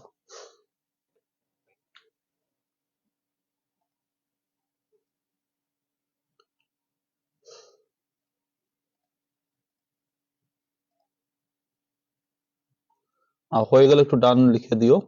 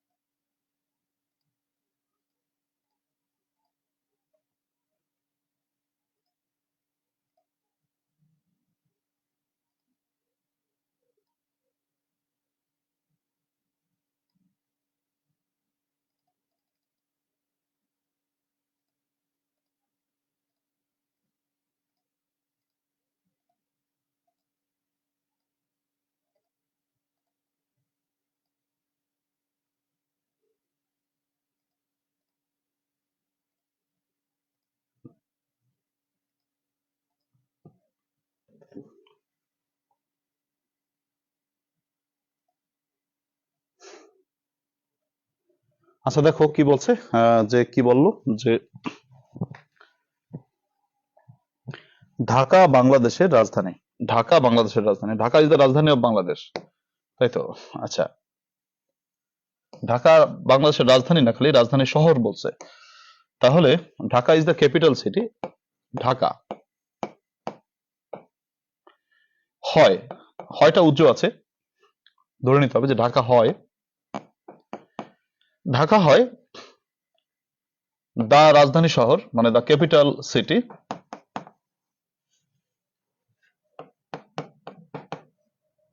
of Bangladesh. Dhaka is the capital city of Bangladesh, Dhaka বাংলাদেশের রাজধানী শহর গেল।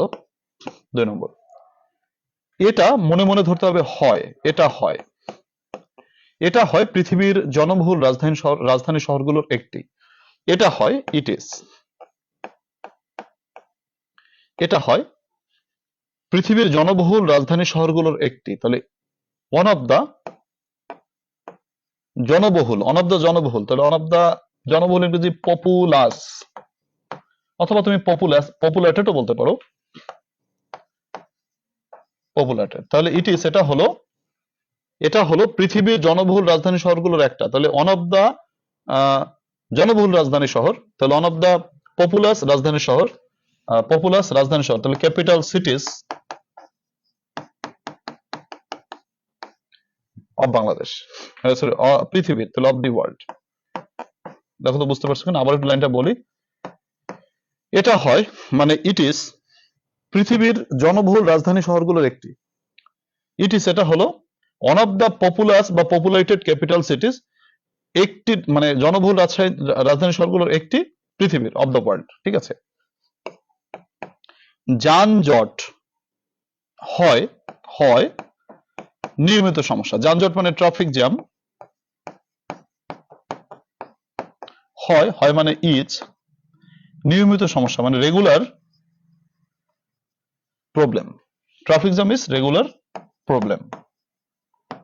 ট্রাফিক জ্যাম হয় রেগুলার প্রবলেম বা রেগুলার সমস্যা। আচ্ছা, বিদ্যুৎ সরবরাহে বিঘ্ন ঘটা। আচ্ছা, বিদ্যুৎ সরবরাহে বিঘ্ন ঘটা, এটা ইংরেজি কি নেওয়া যায়? তুমি যদি বিদ্যুৎ সরবরাহে বিঘ্ন ঘটা, এটাকে সংক্ষেপে তুমি লোডশেডিংও বলতে পারো, এক কথায় লোডশেডিংও নিতে পারো, অ্যাজ ইউ উইশ। তবে একটু ভাঙিয়া বলা যায়, যেমন দি বিঘ্ন ঘটা, দা বিঘ্ন ঘটা ইংরেজি সাসপেনশন, সাসপেনশন বলতে পারো, অথবা বলতে পারো হচ্ছে ইন্টারাপশন।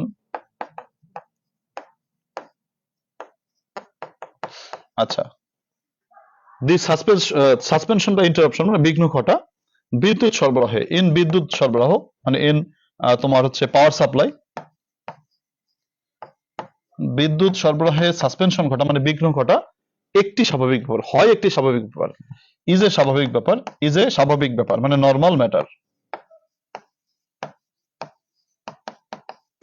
আবার বলতেছি, বিদ্যুৎ সরবরাহে বিঘ্ন ঘটা, the suspension or interruption in power supply, বিদ্যুৎ সরবরাহে বিঘ্ন ঘটা হয় ইজ একটি স্বাভাবিক ব্যাপার, এ নর্মাল ম্যাটার।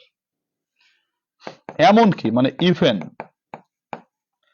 বিশুদ্ধ পানির সমস্যা, বিশুদ্ধ পানির সমস্যা, তাহলে দ্য প্রবলেম অফ বিশুদ্ধ পানি, অফ পিওর ওয়াটার, তাহলে even the problem of pure water মানে এমনকি বিশুদ্ধ পানির সমস্যা, সমস্যাও আচ্ছা একটি মানে ইজ এ একটি সাধারণ বিষয়, তাহলে নর্মাল ম্যাটার।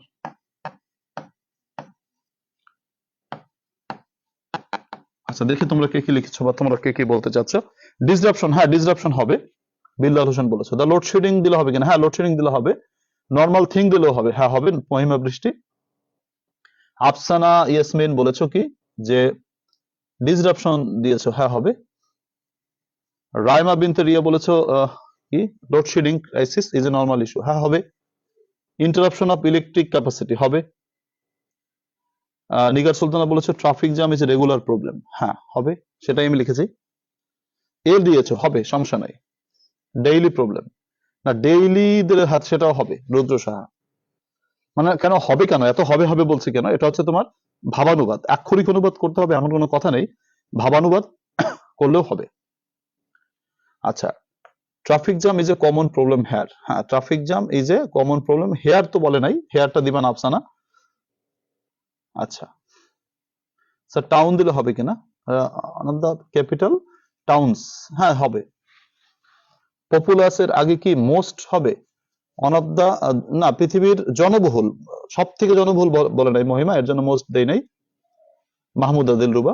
আচ্ছা, শাকিল বলছে it is one of the most populated, most দিলে ভুল হবে না, তবে না দেওয়াটাই ভালো, কারণ এখানে বলছে জনবহুল শহরগুলোর একটি, বলে নাই যে সব থেকে জনবহুল শহরগুলোর একটি। আচ্ছা আচ্ছা, না সুরমা বলেছো Dhaka is the capital town of Bangladesh, হবে। শারমিন আক্তার তিথি বলেছো it is one of the populous capital সিটিজ of the world, হয়েছে, পপুলেটেড দিয়েছো, ঠিক আছে। মহিমা বৃষ্টি। সানজিদা রহমান বলেছো ইন দ্য ওয়ার্ল্ড নাকি of the world, in the world, of the world একই কথা, একটা দিলেই হবে। মুসা বিহা বলেছো ওভার পপুলেটেড, তাহলে it is one of the over populated, over populated হবে, সমস্যা নেই। সিটিজ ইন দ্য ওয়ার্ল্ড, হ্যাঁ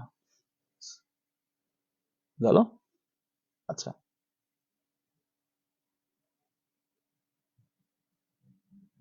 আচ্ছা, থ্যাংক ইউ। এরপরে দেখো আমরা সামনেরটায় যাই, কি বলছো 4 নম্বরে ইলেকট্রিসিটি সাপ্লাই দিচ্ছে, আচ্ছা ঠিক আছে হবে। নর্মাল ম্যাটার বা কমন ফেনোমেনন, ফেনোমেনন ম্যাটার একই কথা, সিনোনিম আর কি। রেটিসেন্ট পারসন বলেছো load shedding is a normal matter, হ্যাঁ হবে। Traffic jam is a regular problem, হবে কিনা, হবে।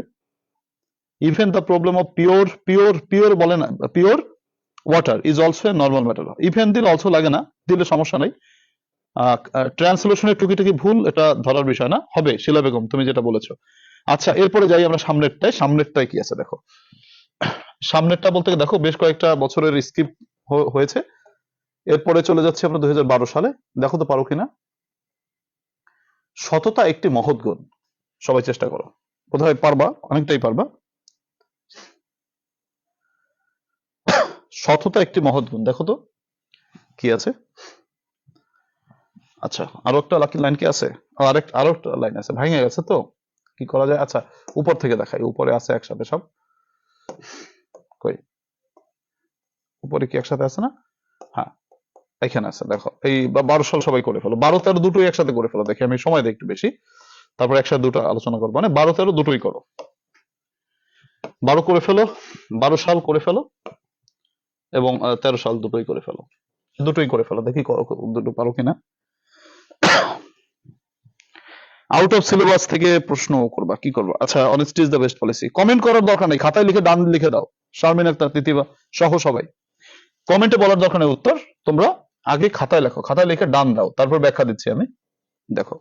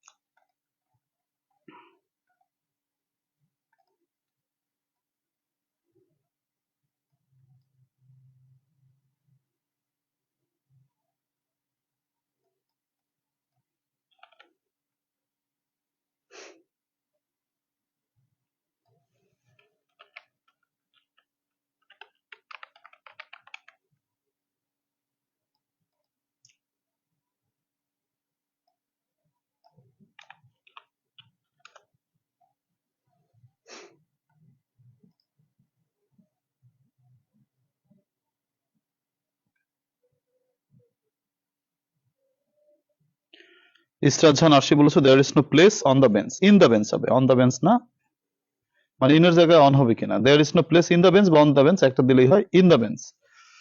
প্রশ্ন যদি ইন থাকে ইন, অন যদি থাকে অন। এমনকি ইংলিশ কি সঞ্জিতা বলেছে, ইভেন মানে এমনকি, ইভেন। কি বলছো? প্রশ্ন করছো পূর্ণিমা রাজবংশে যে এভাবে লাইন বাই লাইন লিখবো, হ্যাঁ পরীক্ষা তো লাইন বাই লাইন লিখবা, আমি তোমাকে আলাদা করে বুঝাচ্ছি ভাইঙা ভাইঙা, পরীক্ষায় পুরো এইভাবে প্যাসেজ আকারে লিখবা, ট্রান্সলেশন উত্তর প্যাসেজ আকারে লিখবো, খবরদার লাইন আকারে লিখবা না, মানে ভাইঙা ভাইঙা লাইন লিখবা না, আমি তো ভাইঙা ভাইঙা লাইন দেখাচ্ছি তোমাকে বোঝানোর জন্য, ঠিক আছে?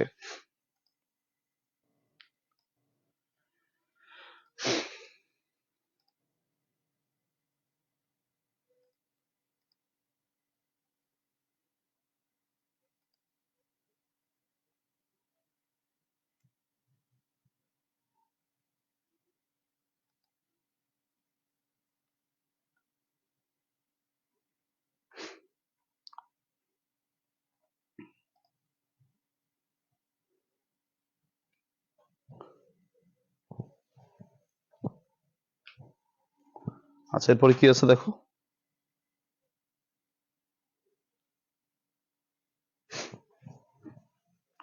সবাই চেষ্টা করে ফেলো আস্তে আস্তে।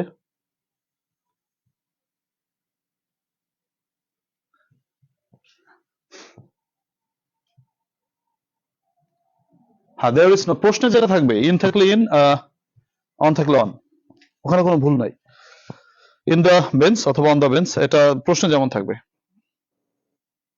আচ্ছা, আচ্ছা দেখো সবাই করে ফেলো।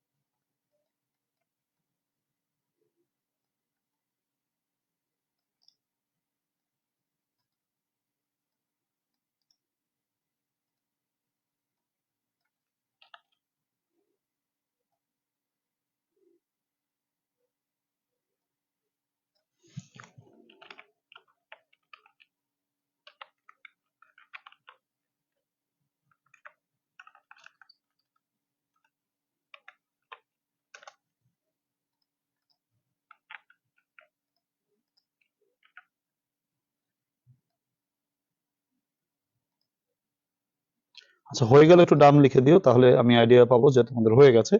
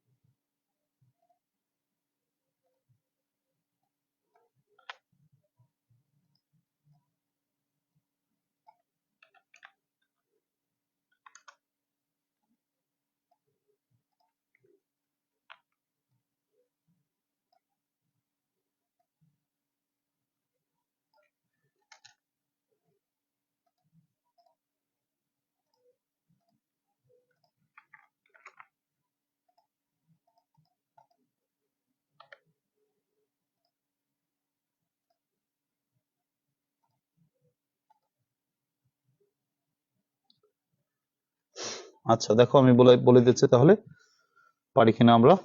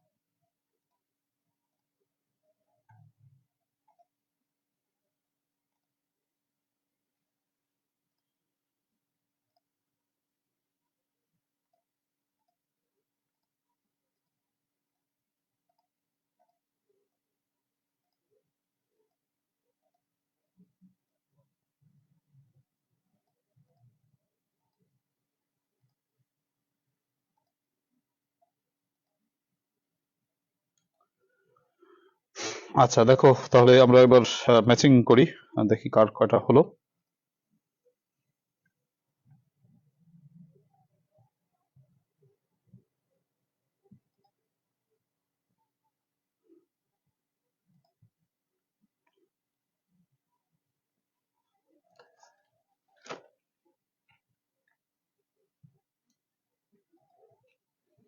আচ্ছা, তো দেখো,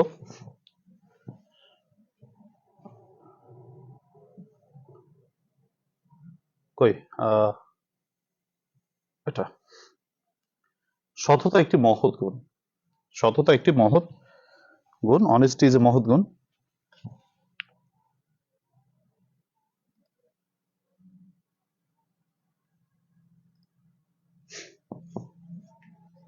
তাহলে সততা একটি মহৎ গুণ কি হবে দেখো, সততা মানে অনেস্টি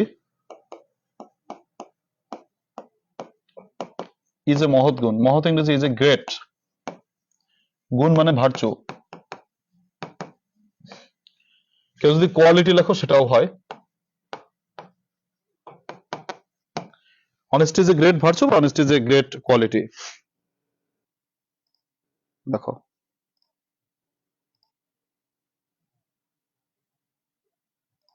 তারপরে কি আছে, এই গুণ সম্পন্ন ব্যক্তি সৌভাগ্যবান। এইখানে একটু ঝামেলা হয়ে যেতে পারে তোমাদের, যে এই গুণ সম্পন্ন ব্যক্তি, এই কথাটাই তো আনতে অনেকেই পারবা না আনতে, যে এই গুণ সম্পন্ন ব্যক্তি, আয় হায় এটাই তো সমস্যা হয়ে গেল না।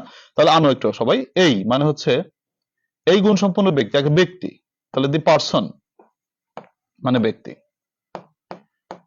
আচ্ছা, এই গুণ সম্পন্ন, তাহলে আচ্ছা সম্পন্ন মানে, সম্পন্ন মানে কি বলতো, মানে যে হচ্ছে আশীর্বাদ প্রাপ্ত বা সমন্বিত, মানে যার মধ্যে এই গুণ রয়েছে, তাহলে the man of this virtue বা উইথ দিস ভার্চু। এই গুণ সম্পন্ন ব্যক্তি মানে কি, যে ব্যক্তির এই গুণটা সাথে আছে। এই গুণ সম্পন্ন ব্যক্তি বলতে কি বোঝায়, যে যে ব্যক্তির সাথে এই গুণটা আছে, তার মানে the person with this virtue বা ব্লেসড উইথ দিস ভার্চু, যা বলো, the person with this virtue হয় হয় হয় মানে ইজ, সৌভাগ্যবান মানে লাকি, অথবা তুমি বলতে পারো ফরচুনেট। ফরচুনেট। দেখো তো কে কিভাবে করেছো, মিলছে কিনা বা হচ্ছে কিনা। এ ম্যান হু হ্যাজ, হ্যাঁ খুব সুন্দর। হ্যাঁ, রাইসা জান্নাত বলেছো a man who has this virtue is fortunate, অবশ্যই হবে, খুব সুন্দর বাক্য। রাইসা জান্নাত বলেছে এ ম্যান বা the man who has this virtue, যার আছে এই গুণ, মানে এই গুণ সম্পন্ন ব্যক্তি, ইজ লাকি অথবা ইজ ফরচুনেট, হবে, কোনো সমস্যা নাই। অথবা the person having this virtue is lucky or fortunate, সেটাও হবে। হ্যাঁ, অবশ্যই হবে। This qualityful person is lucky, হ্যাঁ সানজিদা বলেছে দিস কোয়ালিটিফুল পারসন, অবশ্যই হবে, অবশ্যই হবে, why not. Honest is the best policy, না এটা তো হবে না, এটা তো না, এটা বলে নাই, এটা হবে না। হ্যাঁ, রেটিসেন্ট পারসন বলেছে, যেটা হবে দিস কোয়ালিটিফুল পারসন ইজ বলবা, রেটিসেন্ট পারসন ইজ বলবা, যদি একজন ব্যক্তি ইজ বলবা। এ man having this virtue is fortunate, খুব সুন্দর বাক্য, হবে। শিলা বেগম তো সবটুকু লিখে ফেলেছো, তুমি মিলিয়ে নাও হচ্ছে কিনা, তুমি একটু দেখো। আচ্ছা, this honest person is lucky man, this honest person তো হয় না, এখানে অনেস্ট পারসনের কথা বলা হয় না, বলছে গুণ সম্পন্ন ব্যক্তি। আচ্ছা, দি পারসন, হ্যাঁ the person having this virtue, সেটা তো বললাম আমি। The person having this virtue is lucky বা ফরচুনেট, সেটাও হবে। The virtues are men lucky, না এটা এটা হয় না। This honest man is lucky, না শিপন এটা হয় না। দিস পারসন কি বলছো, জান্নাতুল আরা বলেছে the person with such qualities is lucky, হ্যাঁ অবশ্যই, অবশ্যই হবে। দেখো সবাই, আমি তোমাদেরকে a honest man with this, এটা হবে না আকাশ। আচ্ছা, a man having such a virtue is happy, হবে। Rudra Saha, Shila Begum this virtuous person, পারসনের পর is Deba, Shila Begum is lucky.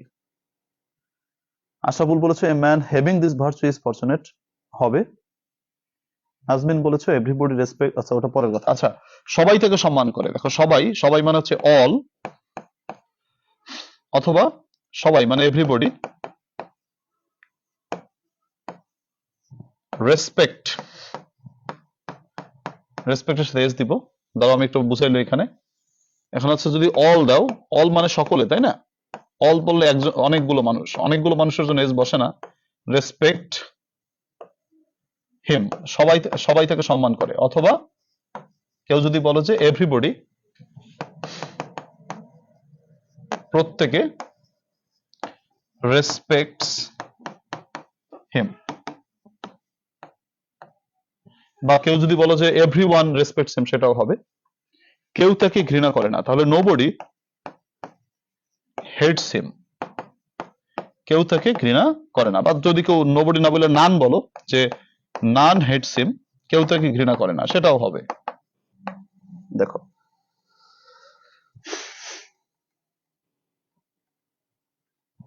Everybody বা এভরিওয়ান, হ্যাঁ এভরিওয়ান একই কথা, বা এখানে বা তুমি বলতে পারো যে এভরিওয়ান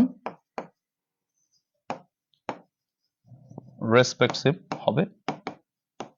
ঠিক আছে, এই হচ্ছে কথা। তাহলে আমাদের এই বাক্যটা আশা করি পড়ছি।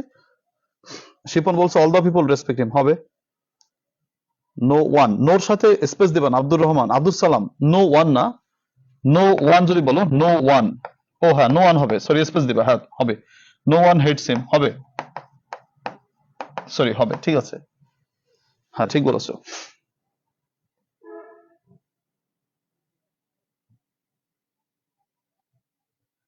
শিলা বেগম বলেছে নোবডি অ্যাডোর হিম, না এটা হবে না, এখানে অ্যাডোরের কথা বলে নাই।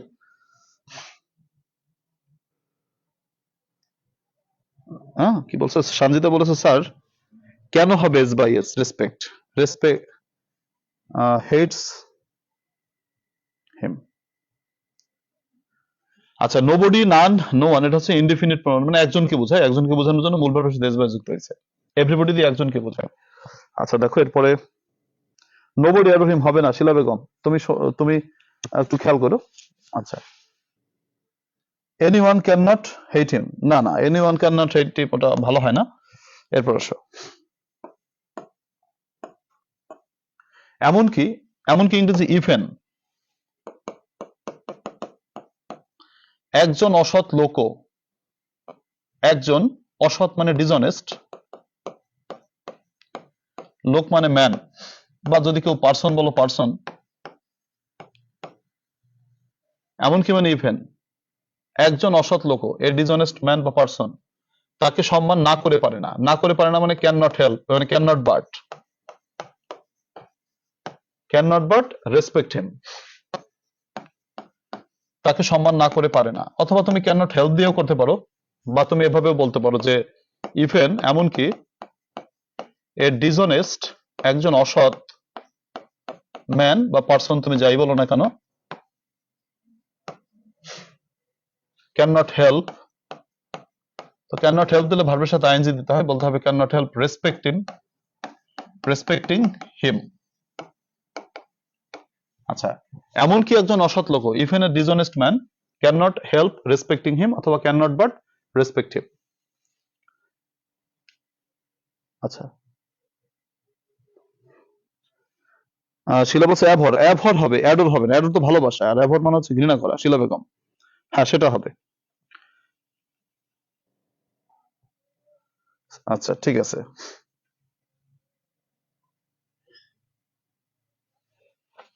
দেখো, তাকে সম্মান না করে পারে না, সম্মান করে নিজে রেসপেক্ট, শোটও লাগবে না।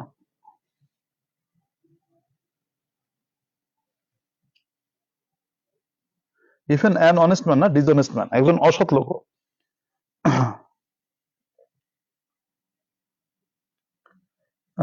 মাসুম বিলাল বলছে ক্যান নট রেসপেক্ট, না ভাই মাসুম, ক্যান নট বাট হবে, বা ক্যান নট হেল্প। আচ্ছা, দেখো এখানেও দেখো এরপরে কি বলছে, পরিচ্ছন্ন বিবেক সম্পন্ন হওয়াতে। আচ্ছা, এখানে দেখো পরিচ্ছন্ন বিবেক সম্পন্ন হওয়াতে, এই কথাটা প্রথমে লিখে নেবা, বা শেষেও লিখতে পারো বাক্যের, কিন্তু আমরা আগে প্রথমে লিখে নেই, পরিচ্ছন্ন বিবেক সম্পন্ন হওয়াতে, যেলে তোমার তোমার having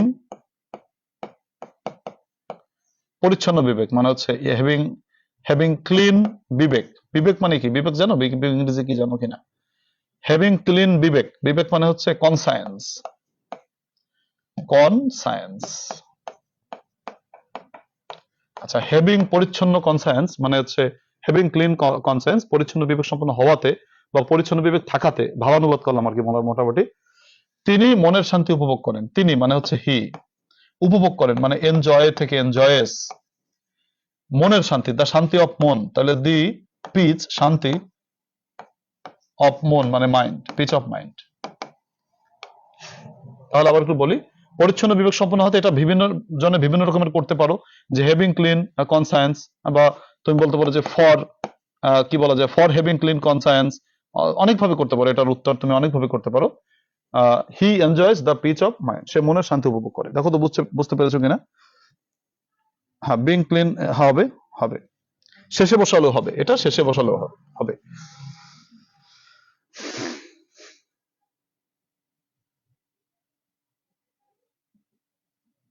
as a pure conscience, as a pure conscience হবে, he feels the peace of mind হবে। নাজমিন ইসলাম বলেছে he enjoys peace of mind being a clean minded people, man হবে। সোনিয়া বলেছ, সোনিয়া পারভিন রিতা বলেছে having a clean conscience he enjoys the peace of mind, ঠিক আছে। নাজমিন বলেছ he enjoys peace of mind being a clean minded person, ঠিক আছে। For a clean mind he feels peace of mind, Abu Zaher বলেছ, ঠিক আছে।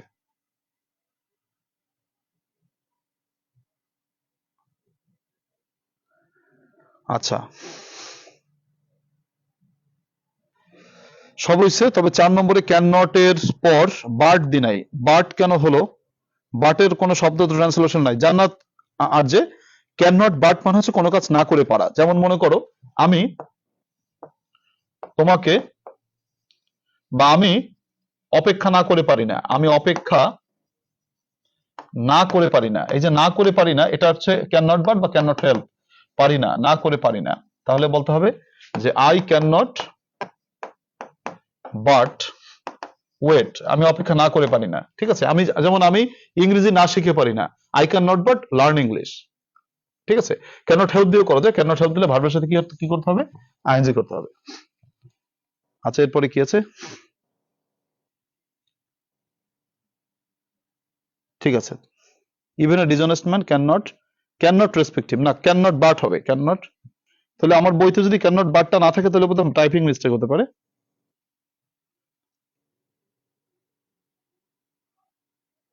ক্যান নট হেল্প দেওয়া, তাহলে ক্যান নট হেল্প প্লাস ভার্বের সাথে আইএনজি দিও, আর ক্যান নট বাট দিলে আইএনজি লাগবে না। এখান থেকে একটু কারেক্ট করে নাও, হয়তো ভুল থাকতে পারে। স্যার ব্যতিক্রম বইয়ে সালের ট্রান্সলেশন আপনার গুলো মিলছে না কেন? আচ্ছা মিলছে না কেন তা তো বলতে পারি না আর কি। আচ্ছা, he gets the peace of mind as he has clear conscience, ঠিক আছে হবে মুনতাহা। আচ্ছা, আবু জাহেল না, আবু জাহের, সামিনা ইয়াসমিন। আচ্ছা গেল, এরপরে দেখো কি আছে। শাকিল কি বলেছো? আচ্ছা, as he is a man of pure conscience he enjoys mental satisfaction হবে শাকিল, ঠিক আছে। রাইসা জান্নাত বলেছো he enjoys the peace of mind because of having clear conscience হবে, সমস্যা নাই। শুধু ক্যান নট দেওয়া, তাহলে পার্ট দিতে হবে নাইলে হবে না। আমার বোধহয় একটা টাইপিং এ মিস্টেক থাকতে পারে। আচ্ছা গেল এটা। আচ্ছা আজ 2013 সাল, একটু 13 সাল করলে আমাদের আজকে মুক্তি মেলে, সবাই একটু করে ফেলো, নাকি আমি সবাই বলে দেবো? এটা কি তোমরা নিজেরা করবো নাকি আমি তোমাদের করলে একটু ভালো হয় আর কি, একটু ভালো হয় এই আর কি। তোমরা সবাই করে ফেলো, 3 মিনিট সময় দিই, টাইম তো গেছে একটু, চা কারো সমস্যা নাই।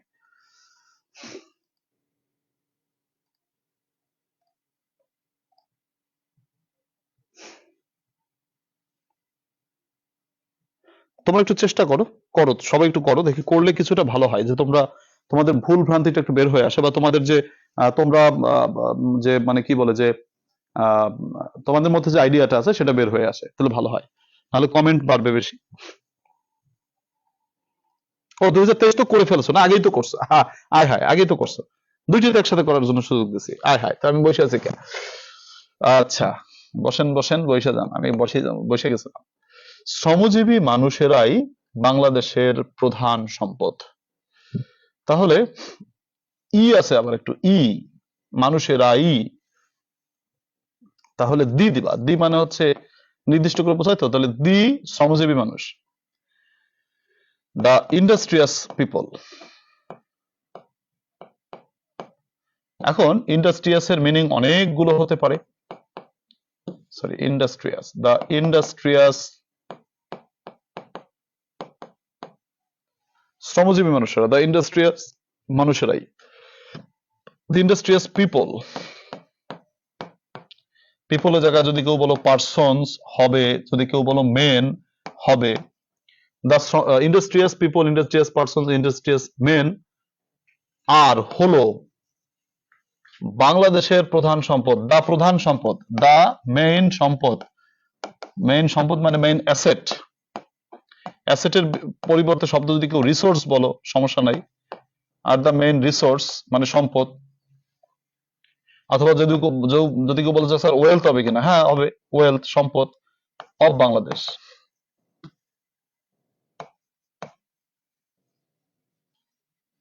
আবার বলি, শ্রমজীবী মানুষেরাই, the industrious people, industrious persons, industrious men হলো মানে আর দা প্রধান সম্পদ, দা মেইন অ্যাসেট অথবা দি মেইন রিসোর্স অথবা the main wealth of Bangladesh. দেখো তো হয়েছে কিনা। আচ্ছা তোমার হার্ড ওয়ার্কিং বলছো, অবশ্যই হবে। ইন্ডাস্ট্রিয়াস এর বিপরীতে অনেক কিছু বলা যায়, ইন্ডাস্ট্রিয়াস এর বিপরীতে যদি কেউ বলো যে হার্ড ওয়ার্কিং, হ্যাঁ পরিশ্রমী, হার্ড ওয়ার্কিং, লেবারিয়াস, হ্যাঁ লেবারিয়াস, হ্যাঁ হবে। কেউ যদি বলো দ্য লেবারার্স, হ্যাঁ লেবারার্সও হবে, দ্য ওয়ার্কার্স শ্রমিক, হার্ড ওয়ার্কার দিলে ভালো হয় আর কি, হার্ড ওয়ার্কিং পিপল দিলে ভালো হয়। ওয়ার্কিং পিপল, হ্যাঁ শুধু ওয়ার্কিং দিলেও হবে, যদি কেউ শুধু বলো যে ওয়ার্কিং পিপল শ্রমজীবী মানুষেরা, হ্যাঁ ওয়ার্কিং পিপল দিলেও হবে, হ্যাঁ হবে। দ্য ওয়ার্কিং ক্লাস পিপল, হ্যাঁ সেটাও হবে। নিগার সুলতানা বলেছো, আচ্ছা হবে। ওয়ার্কিং পিপল যদি বলো সেটাও হবে। The industrious people are the main resource, হ্যাঁ আমি সেটাই বলছি। দ্য ওয়ার্কিং না, দি ওয়ার্কিং হবে না, দি ওয়ার্কিং পিপল তো বলতে হবে, পিপল না বললে হবে, বলো শ্রমজীবী মানুষেরাই। তাহলে the hard working people, the industrious people, the laborious people, the working people, শুধু ওয়ার্কিং দিলে হবে। দ্য ওয়ার্কিং পিপল অথবা মেন অথবা পার্সনস আর দ্য মেন অ্যাসেট অথবা রিসোর্স অথবা ওয়েলথ অফ বাংলাদেশ। গেল। এদেশের কৃষকেরা, এদেশের কৃষকেরা, সাবজেক্ট হচ্ছে এদেশের কৃষকেরা, আগে এটাকে সার্চ করি আসো। এদেশের, তাহলে দা কৃষকেরা অফ এদেশ, তাহলে দা কৃষকেরা, দি ফার্মার্স অফ এদেশ মানে অফ দিস কান্ট্রি, তাহলে এই দেশের কৃষকেরা গেল সাবজেক্ট। আচ্ছা, খাদ্য উৎপাদন করছে, উৎপাদন করছে, উৎপাদন করছে মানে প্রেজেন্ট কন্টিনিউয়াস টেন্স, আর প্রডিউসিং উৎপাদন করছে, কেউ গ্রো দিলেও হবে, কেউ যদি প্রডিউসিং না বলে গ্রোয়িং বলো, হ্যাঁ সেটাও হবে। গ্রোয়িং উৎপাদন করছে, কি উৎপাদন করছে? খাদ্য মানে ফুড, ফুডস। আচ্ছা, আমাদের জন্য, ফর আস, ফর আস। আমি আবার একটু বলছি, দেখো, এদেশের কৃষকেরা, the farmers of this country, খাদ্য উৎপাদন করছে, আর প্রডিউসিং বা গ্রোয়িং, খাদ্য মানে ফুড, আমাদের জন্য, ফর আস। দেখো তো বুঝছো কিনা।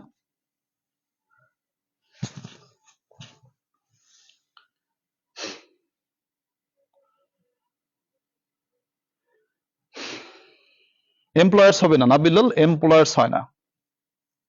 The farmers of Bangladesh are grows, are grows হবে না, are growing present continuous tense, করছে, করছে প্রেজেন্ট কন্টিনিউয়াস টেন্স, করিতেছে মানে করছে।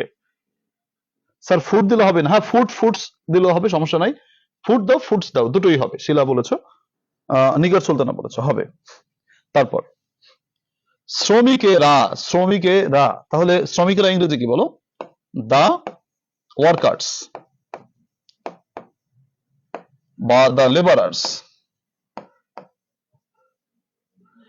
আচ্ছা, লেবারার্স বিভিন্ন দেশে কাজ করে বৈদেশিক মুদ্রা অর্জন করছে, তাহলে বৈদেশিক মুদ্রা অর্জন করছে প্রেজেন্ট কন্টিনিউয়াস টেন্স, আর আর্নিং অর্জন করছে, আর আর্নিং মানে অর্জন করছে বা ইনকামিং বলতে পারো, আর ইনকামিং তারা উপার্জন করছে, কি উপার্জন করছে? বৈদেশিক মুদ্রা। বৈদেশিক মুদ্রা মানে ফরেন মুদ্রা, মুদ্রা মানে কারেন্সি, মুদ্রা মানে কি বলো? Currency, CURRENCY, currency. বৈদেশিক মুদ্রা অর্জন করছে, বিভিন্ন দেশে কাজ করে, তাহলে ওয়ার্কিং কাজ করে, ইন বিভিন্ন দেশ, ইন ডিফারেন্ট বা ভেরিয়াস কান্ট্রিজ। গেল। তারপর আসো, এ দেশকে বাঁচিয়ে রেখেছে শ্রমজীবী মানুষেরাই, তাহলে শ্রমজীবী মানুষেরাই, দি শ্রমজীবী মানুষ, দা ওয়ার্কিং পিপল, বা তুমি যা বলো ওই যে উপরেরটার মতো, দা ওয়ার্কিং পিপল, আমি একটা নিলাম, ওয়ার্কিং পিপল বাঁচিয়ে রেখেছে, তাহলে কিপ। আচ্ছা, রেখেছে present perfect tense, have kept, রেখেছে বাঁচিয়ে, তাহলে হ্যাভ কেপ্ট অ্যালাইভ, বাঁচিয়ে রেখেছে এ দেশকে,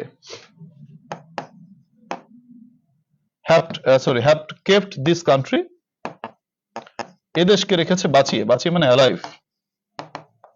দেখো,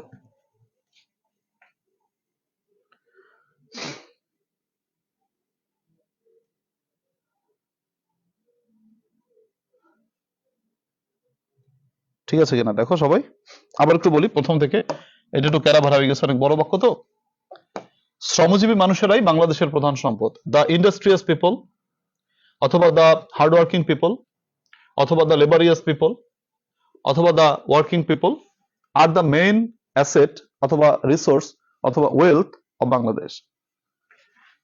এদেশের কৃষকেরা আমাদের জন্য খাদ্য উৎপাদন করছে, the farmers of this country, এদেশের কৃষকেরা উৎপাদন করছে, আর প্রডিউসিং বা আর গ্রোয়িং, ফুড বা ফুডস যা দাও সমস্যা নাই, খাদ্য উৎপাদন করছে আমাদের জন্য, ফর আজ। শ্রমিকেরা বিভিন্ন দেশে কাজ করে বৈদেশিক মুদ্রা অর্জন করছে, দ্য ওয়ার্কার্স অথবা লেবারার্স আর আর্নিং বা ইনকামিং ফরেন কারেন্সি, বৈদেশিক মুদ্রা অর্জন করছে, বিভিন্ন দেশে কাজ করে, তাহলে ওয়ার্কিং ইন ডিফারেন্ট কান্ট্রিজ, বিভিন্ন দেশে কাজ করে।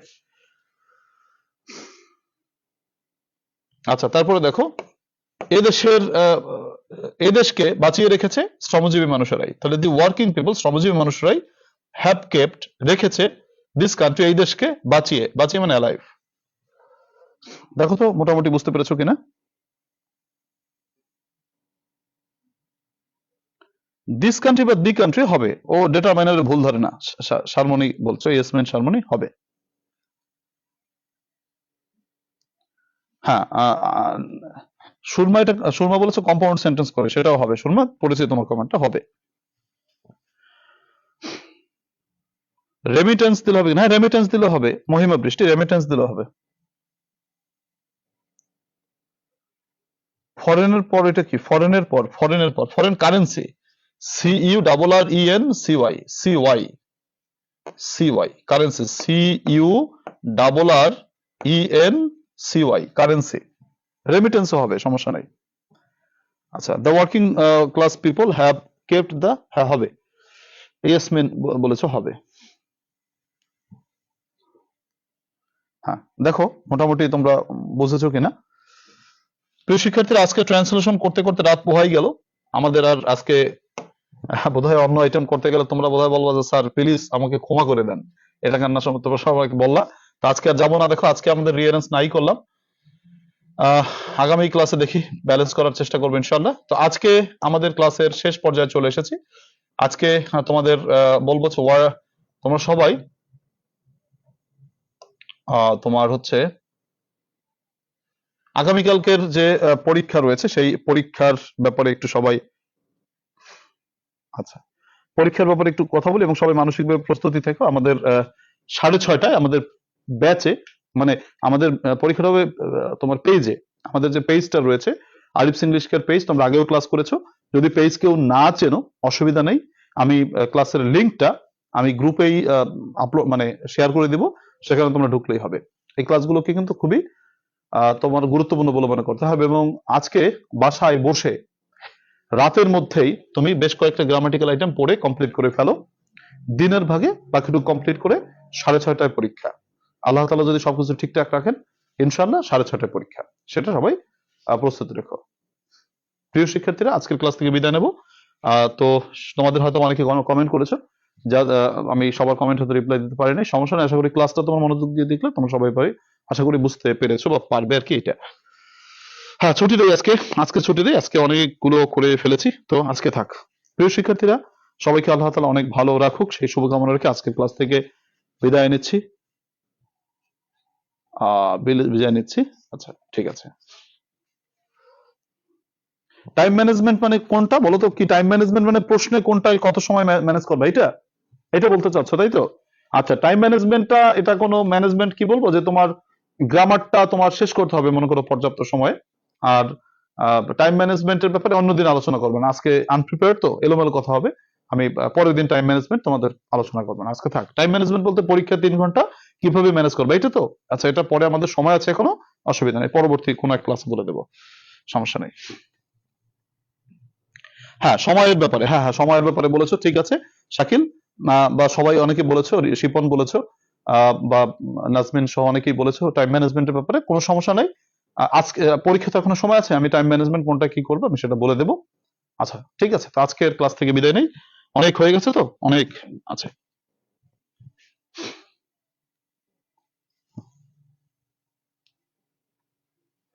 তো ঠিক আছে, আল্লাহ তাআলা সকলকে ভালো রাখুক, শুভরাত্রি, আল্লাহ হাফেজ।